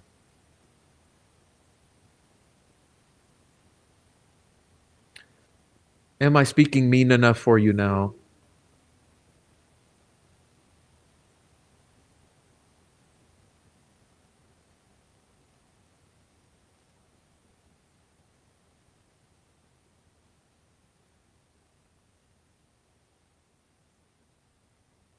Okay.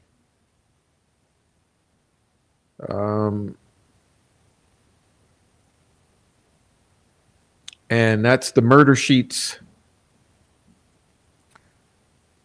descriptions of their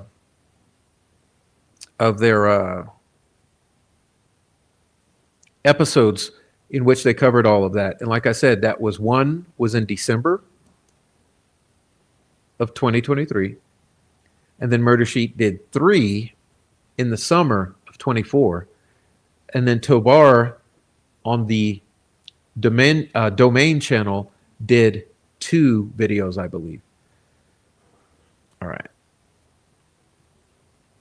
But it was funny because as Rick was saying all this, there were some clueless, thick-skulled people in the chat not understanding what he was saying. Preach, Rick. Amen, Rick. Rick, I love you, Rick. I'm your number one fan, Rick.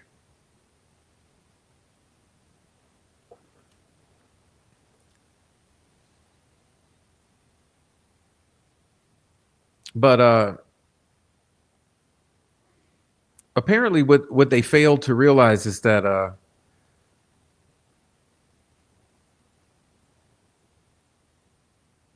you see, Prof never pulled into this shit. Okay.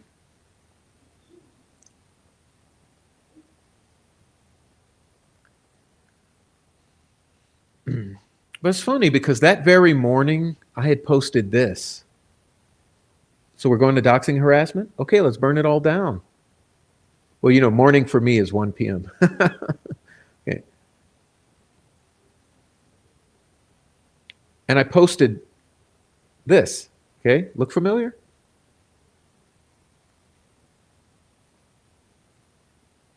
Okay.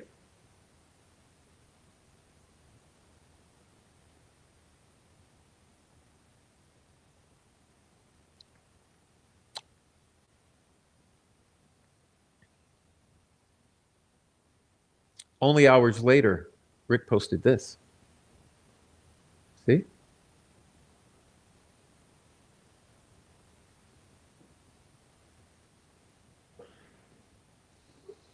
Listen, you guys need to straighten up and fly right. Okay? All the bullshit, all the interference, all the lies.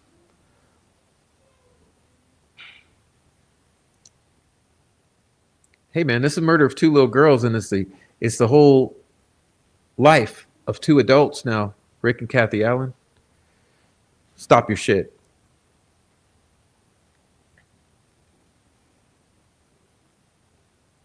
All right. So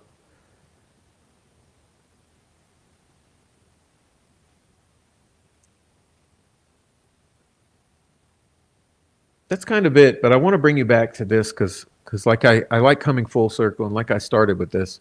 Razzle dazzle. The old razzle dazzle.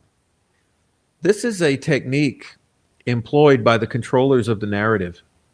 You know, the narrative controllers, the old ladies of Delphi who have controlled and gate kept this narrative for 8 years.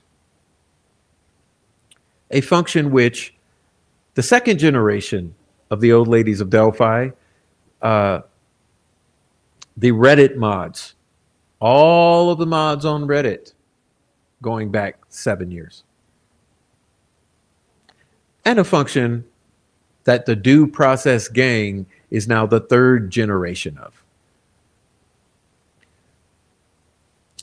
It's also something that is a technique implied by all of the,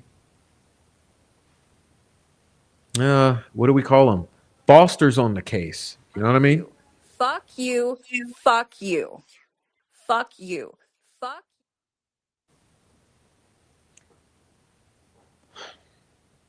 Razzle dazzle.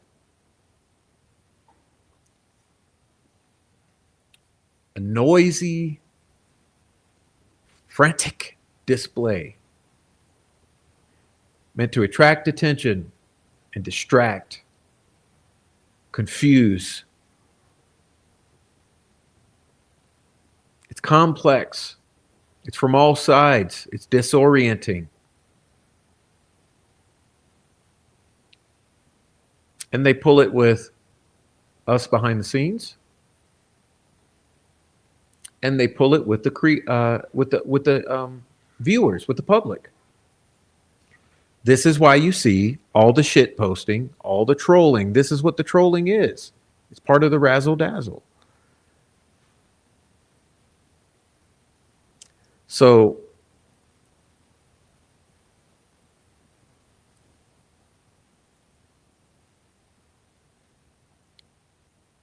anyway, that brings an end to my presentation for tonight, the things I wanted to talk about. I hope that you understand what we're talking about.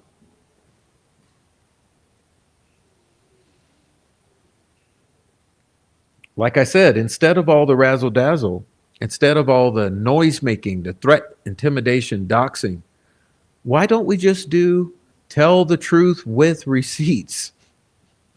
Wouldn't it be much easier? I mean, especially if you did nothing wrong, you've got nothing to hide. Let's say, Andy Baldwin, you did nothing wrong, you got nothing to hide. Produce the receipts. Carol Weinecke, Michael Osbrook, produce the receipts. Angela, Luke, all the mean girls, produce receipts.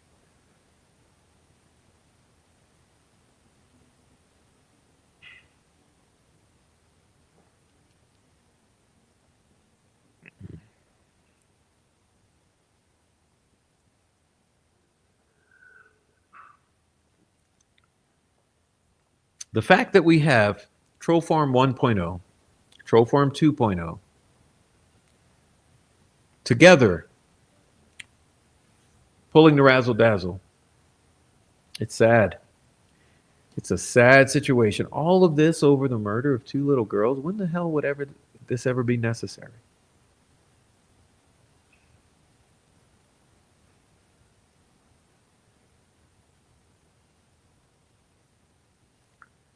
I know this.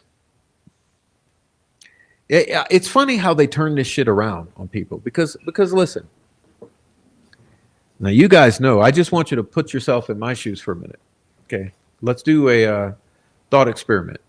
Imagine, if you will, that I had been the force behind all of this. Okay, imagine. Let's start over. Hit the reset button. Rewind.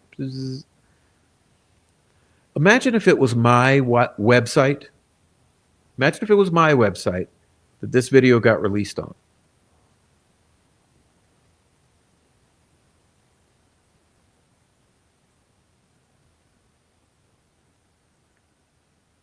Imagine the heat, the pressure, the condemnation, the questions, the finger pointing, the screaming and yelling, the making of a non-person, the demanding for truth and transparency.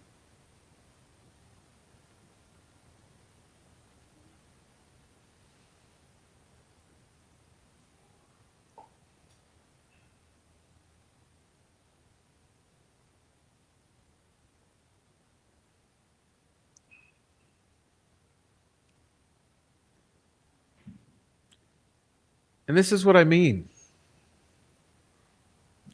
This is what I mean. The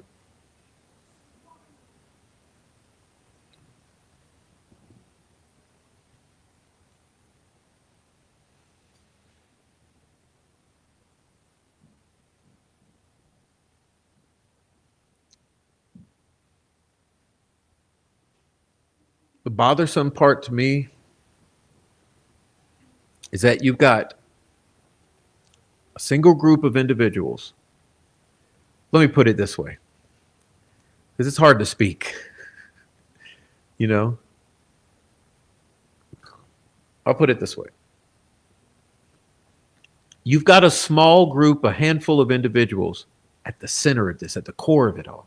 You've got the due process gang at the core of it all.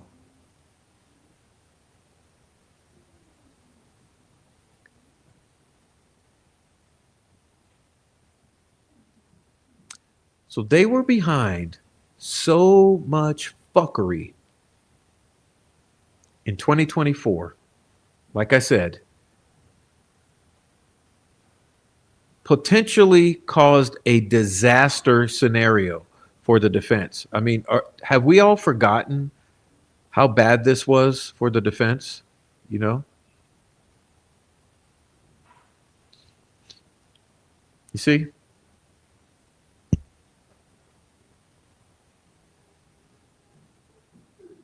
Are we looking at the same thing or am I goofing? Oh, I'm goofing up. Let's see. Oh, come on. There we go. Remember, this right here in 2024 was a disaster scenario for the defense. It included leaks, bad behavior, shifty shit behind the scenes. It was a really bad look for the defense. A near disaster. The same group of people suddenly release video from Discovery on an anonymous website attributed to the defense.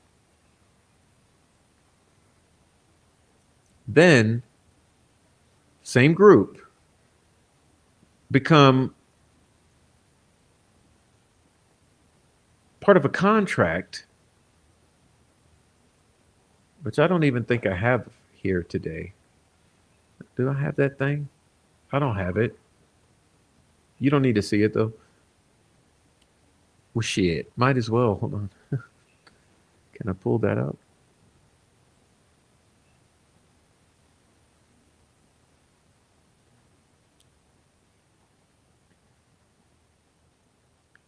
Yeah, I'll show it.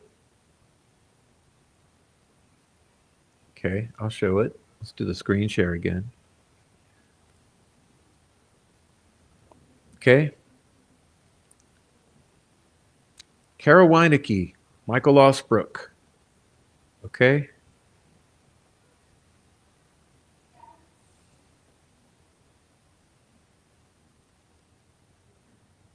Non-disclosure agreements from anyone who becomes involved in the post-conviction investigation. That's the YouTubers. That's the due process gang. Hello. Look, Kara Weinecke, Michael Osbrook, due process gang.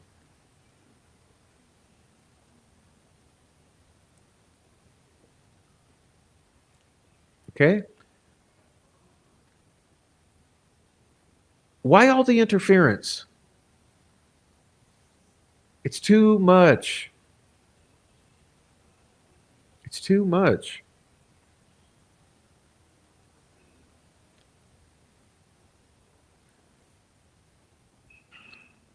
Troll Form 2.0. And it's funny because then you had Troll Form 1.0. Troll Form 1.0 also claimed to have large portions of discovery. You do realize that, right? There were leaks on that side, right? There was illegal behavior on that side. There was the leaking of crime scene photos on that side. There was the purchasing of discovery materials on that side or on both sides.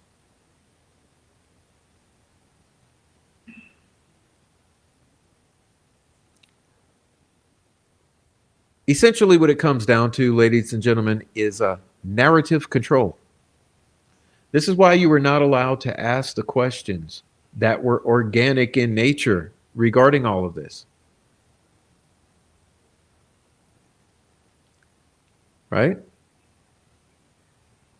This was why the disproportionate response to reasonable questions.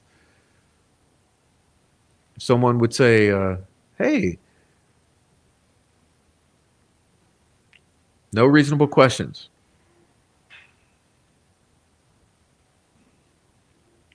And that's why the rollout of all of this was very important to have control of in the early days, in the first day, the second day, because that ironclad grip on the rollout of this, you were able to establish the narrative immediately.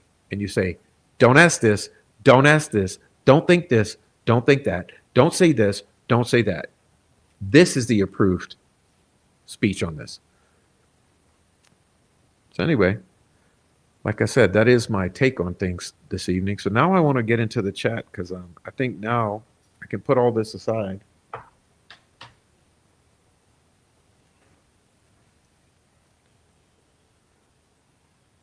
So what I want to do is say hello to the chat. All right. Oh, that's another point. Court of public opinion. Thank you for bringing that up. I did extend that invitation for questions. Okay.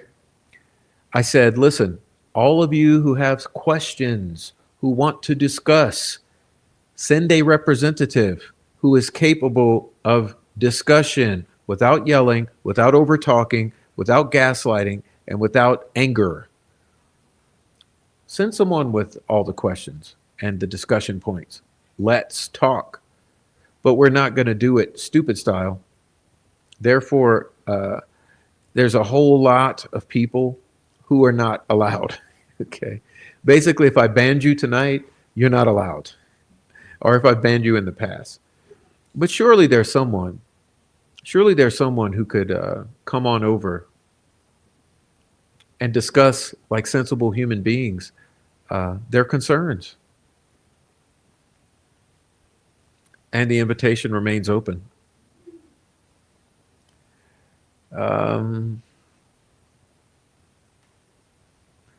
Anyway, let's see who we got here.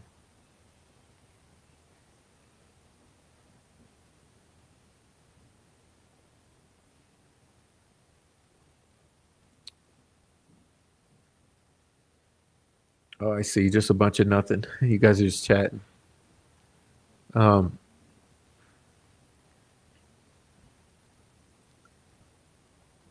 Thank you, Shelley. All right.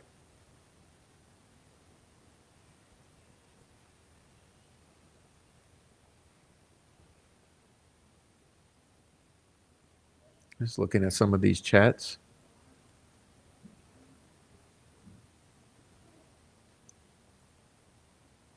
All right.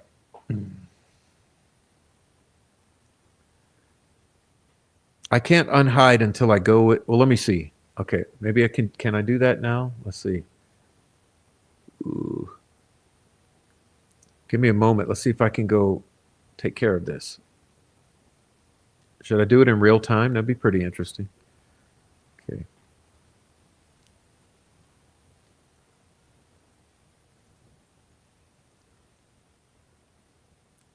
Let's go to Jennifer Hoff.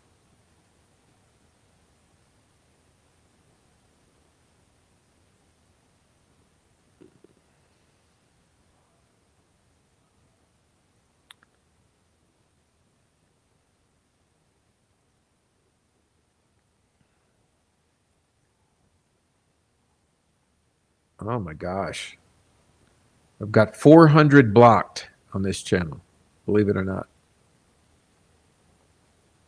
400 blocked. That's what has been necessary to run this channel. Can you believe it? I got my block list is 400 long.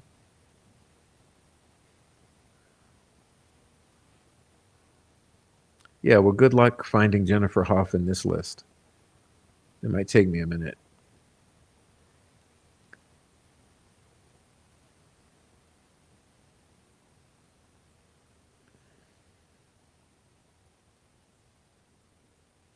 The 400 who are blocked are 90% troll farm. They're 10% the rejects.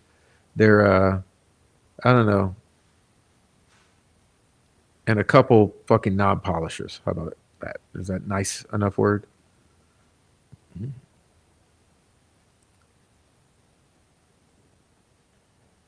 All right.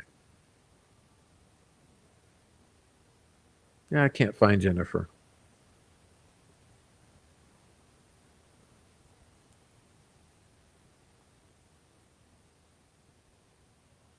I don't know. I'm sorry I'm sorry whoever blocked her. Please don't block Jennifer. Maybe she's just timed out. I don't see her here.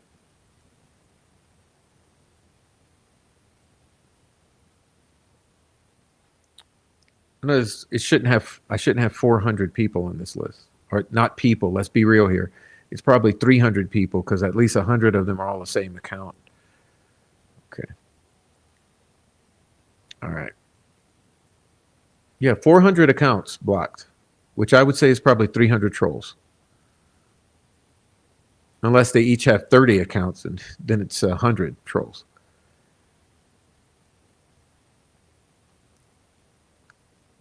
52 are my accounts. Not happy with that, Charles. Okay. Thank you, Goose's Gammy. All right.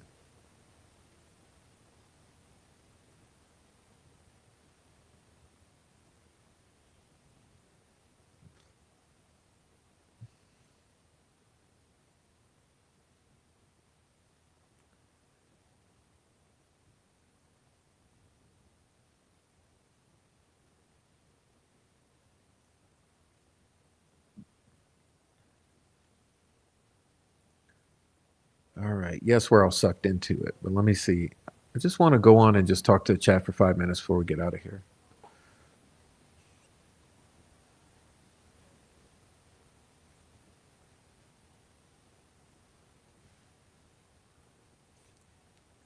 Oh, well, maybe I don't know how to untime out someone. I don't. Don't don't time her out though. But she's not on the block list that I could find. So that means she's not permanently blocked. Okay. Oh, she's just timed out. Well, hopefully she comes back. Sorry, Jennifer.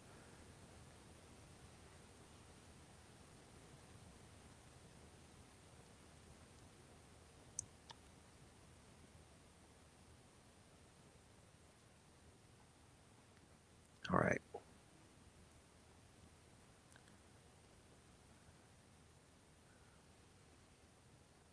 Yeah, no, serious. Who some of the trolls will have 30 to 40, 50 accounts each. I mean, this is what they do. This is their life. Um,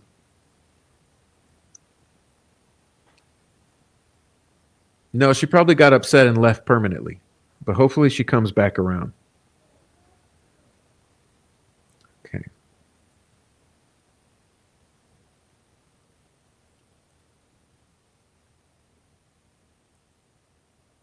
All right.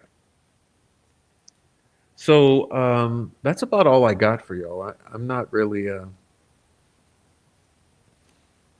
Yeah, I know. You guys can play question and answer.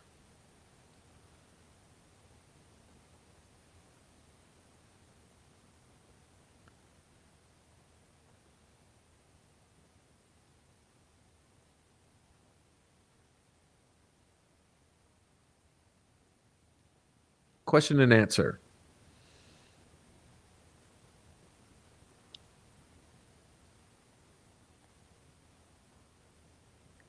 I don't chat because I'm always watching on my TV. Thank you for all you do, Prof. Well, thank you for coming in and saying that. Critical mediator. Thank you for coming and saying that. I appreciate it.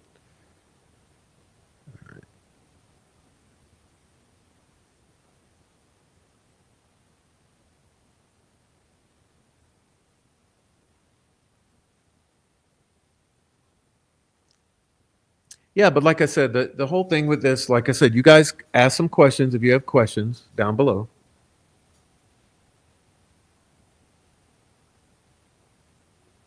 The whole thing with this is this could have been put out so quickly. And people like to gaslight. They say, what does it matter where it came from? Because it fucking matters what you all did. And now it really matters because you're saying there's some disagreement between yourselves and the defense attorneys. Okay? It's fucking sickening. If what you did was right, why is Andy Baldwin denying it now? Don't put it on me that I'm not making a big deal out of anything. You made a big deal out of it all. You still have not cleaned it up properly. And anytime you've come out, you've consistently changed your stories. And the recent statements you've given, they don't even add up. There are too many holes in the story.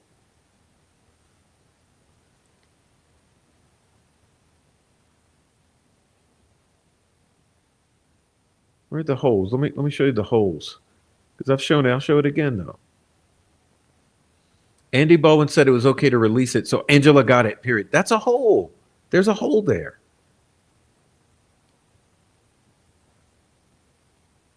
It's a gaping hole. There's a couple holes in that whole thing, and that's supposed to be disclosure?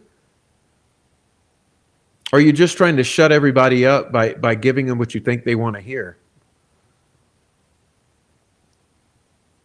This is what I mean.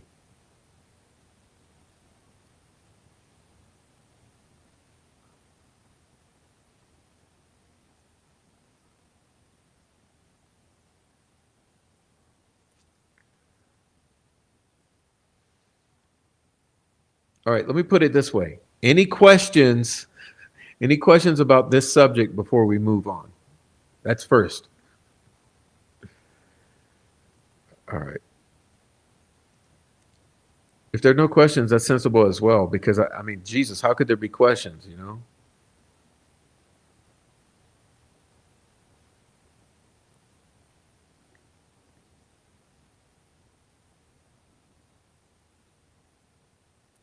Anyway,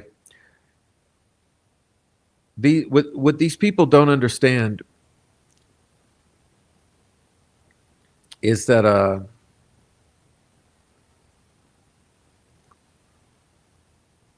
every day you allow this to continue, every day you allow it to continue, then you ensure that I will continue.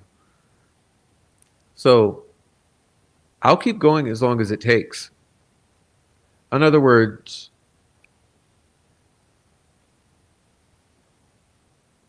could I explain again from the beginning? Yeah, nice try. Yes, I can explain how to listen to it from the beginning. Hit replay and go back to the beginning. I wanted to read something too before I leave. Let's see.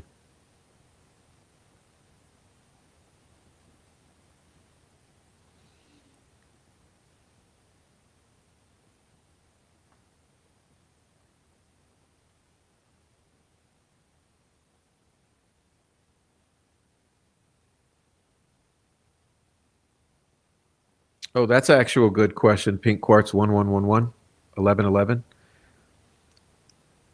What's the date or time frame this all began with the website? January, February? No. Depends on what you're talking about. You got to go back to October for the creation of the website. Okay. Back in October. Then you go to March with this video release. Okay. Um,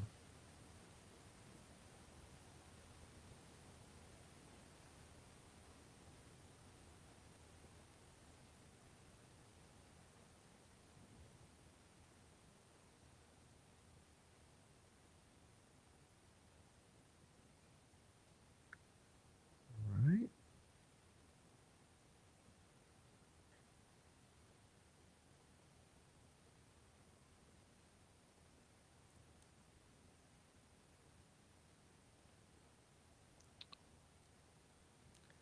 All right. So I want to talk about something called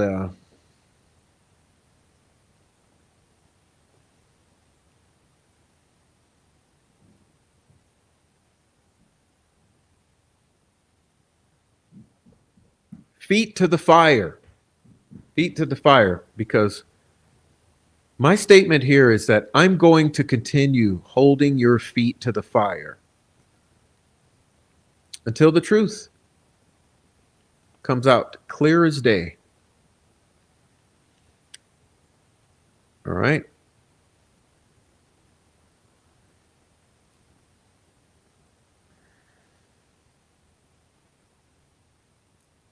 Holding someone's feet to the fire means to pressure or force someone to take action or be accountable for their actions.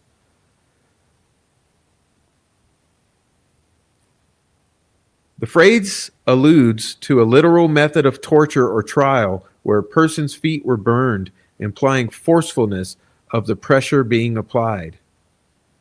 Okay?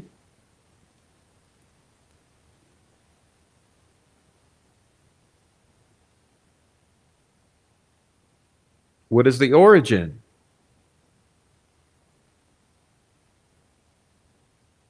of the phrase. It turns out the sole of the foot is particularly sensitive to heat. Church inquisitors made use of this fact during the Middle Ages and Spanish Inquisition in both the Old and New Worlds. In medieval Europe, trial by ordeal was a trial based on the premise that God would help the innocent by performing a miracle and saving the accused. One such trial was to hold the accused feet to the fire, or to force the accused to walk across a span of red hot iron. It was believed that God would intervene to perform a miracle on behalf of the innocent and protect the worthy souls from infection. Of course, most either confessed to the crimes to which they were accused or died as a result of the trial. A report of one such ordeal, the ordeal of Queen of Emma by fire at Winchester, seems to have originated in the 13th century. According to the legend, in the early 11th century, Queen Emma of Normandy and Nut the Great was accused of unchastity with the Bishop of Winchester. In order to prove her innocence, she was obliged to undergo the ordeal of walking over 9 red-hot plowshares in Winchester Cathedral. If the church chroniclers are to be believed, the queen walked over the red-hot plowshares and neither felt the heat nor suffered any damage. In 1215, Pope Innocent III banned priests from attending any trial by fire or other trials by ordeal. And as the medieval period wore on, such trials became less frequent and eventually died out. But the ordeal by fire returned with a vengeance during the Spanish Inquisition as foot roasting. Sorry about this. I'm missing some super chats and stuff. I don't want to miss them. Let me say. All right. Thank you, thank you, thank you. October seems funny. Thank you, Critical Mediator, for the wonderful $5 super chat. Thank you for everything you do. Thank you very much.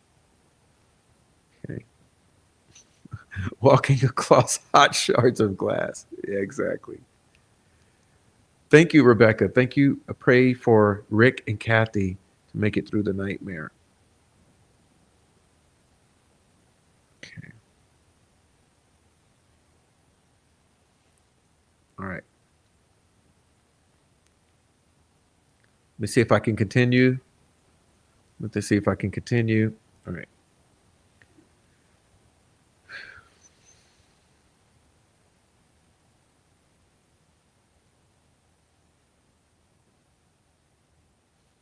Um,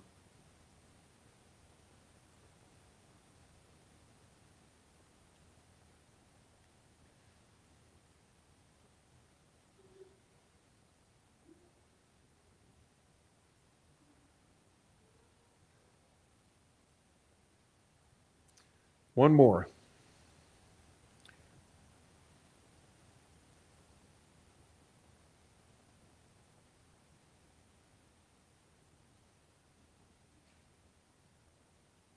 Oh my gosh, come on, man.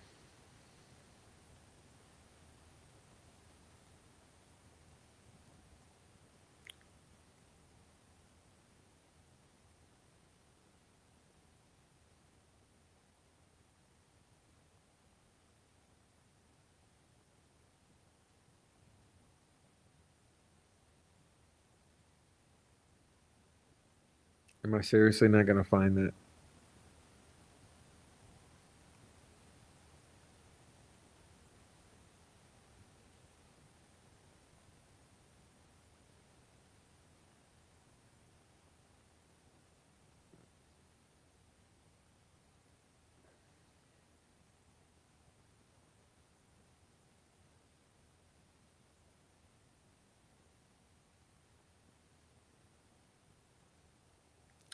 I lost my spot. But it's basically that you want full. Let me read that one again. Full disclosure, okay?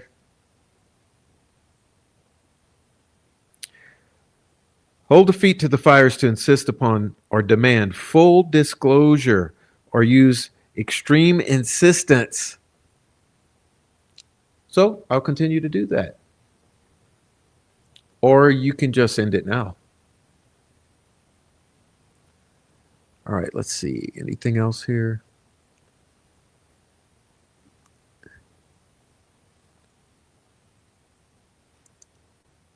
All right.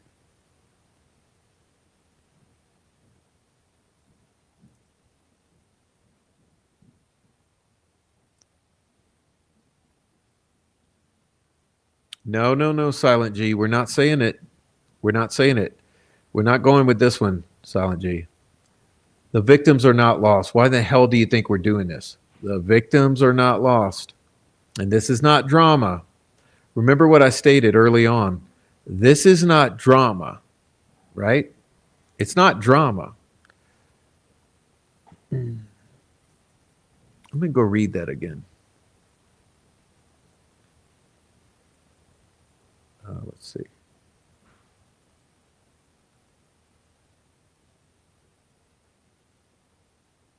I'll read it without necessarily having to show you what I'm reading.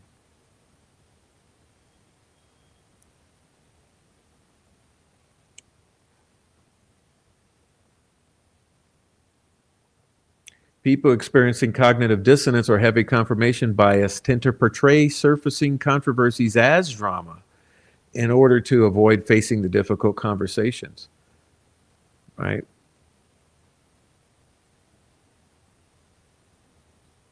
It's not drama.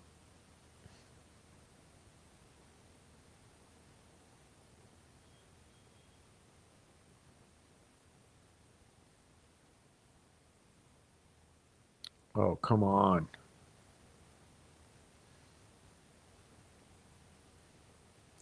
All right, let's see. No, it's not drama. It's not drama. It's an important matter, and the victims are also always at the foundation of all of this. That's another thing they try to use to beat me up with when I say I'm not here for Richard Allen. I'm here for Abby and Libby. Okay, I'm here for Abby and Libby, number one and only. Now, the fact that Richard Allen is a part of that means that he's now become a part of it. Anyhow. Anyway. Okay.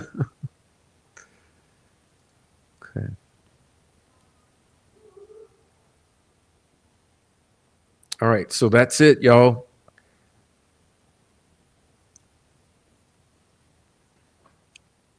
Well, it's a given that Richard Allen was wrongfully convicted. Okay, he was wrongfully convicted. That's a given. We don't have to argue about givens. A given, we're here for Abby and Libby until the truth is told about their murders. Another given, Richard Allen was wrongfully convicted because he did not receive a fair trial. Understood? All right.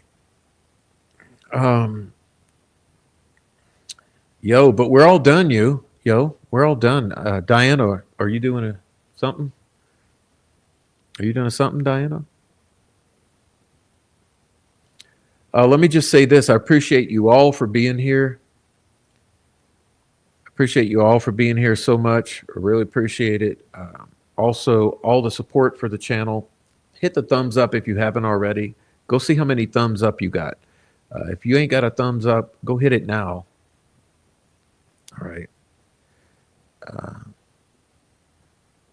Even Charles doesn't think he got a fair go. He didn't. I mean, let's be honest. They should have allowed a defense, bottom line. Okay. So yeah, we're going to do some things. But I'm saying goodbye to everyone, or I was saying support the channel. You know, we got our pathways. So hit the Cash App, hit the Cash App, hit the Cash App, hit the Buy Me a Coffee, hit the Super Chats, the Super Stickers, all the support pathways. Support the channel, hit the thumbs up. all the things you like to do. Thank you, Pink Quartz 111. I'm sorry, 1111. So hard to see those little numbers. Um, Thank you for supporting the channel in those various ways and for hitting the thumbs up and watching, and also more so than anything for critical thinking, because without all of us understanding, it would be absolute chaos. Let me say this. When I've said so many times these controversial things. Look, I'm an Aquarius, right? I'm a water bearer. I come to pour the water.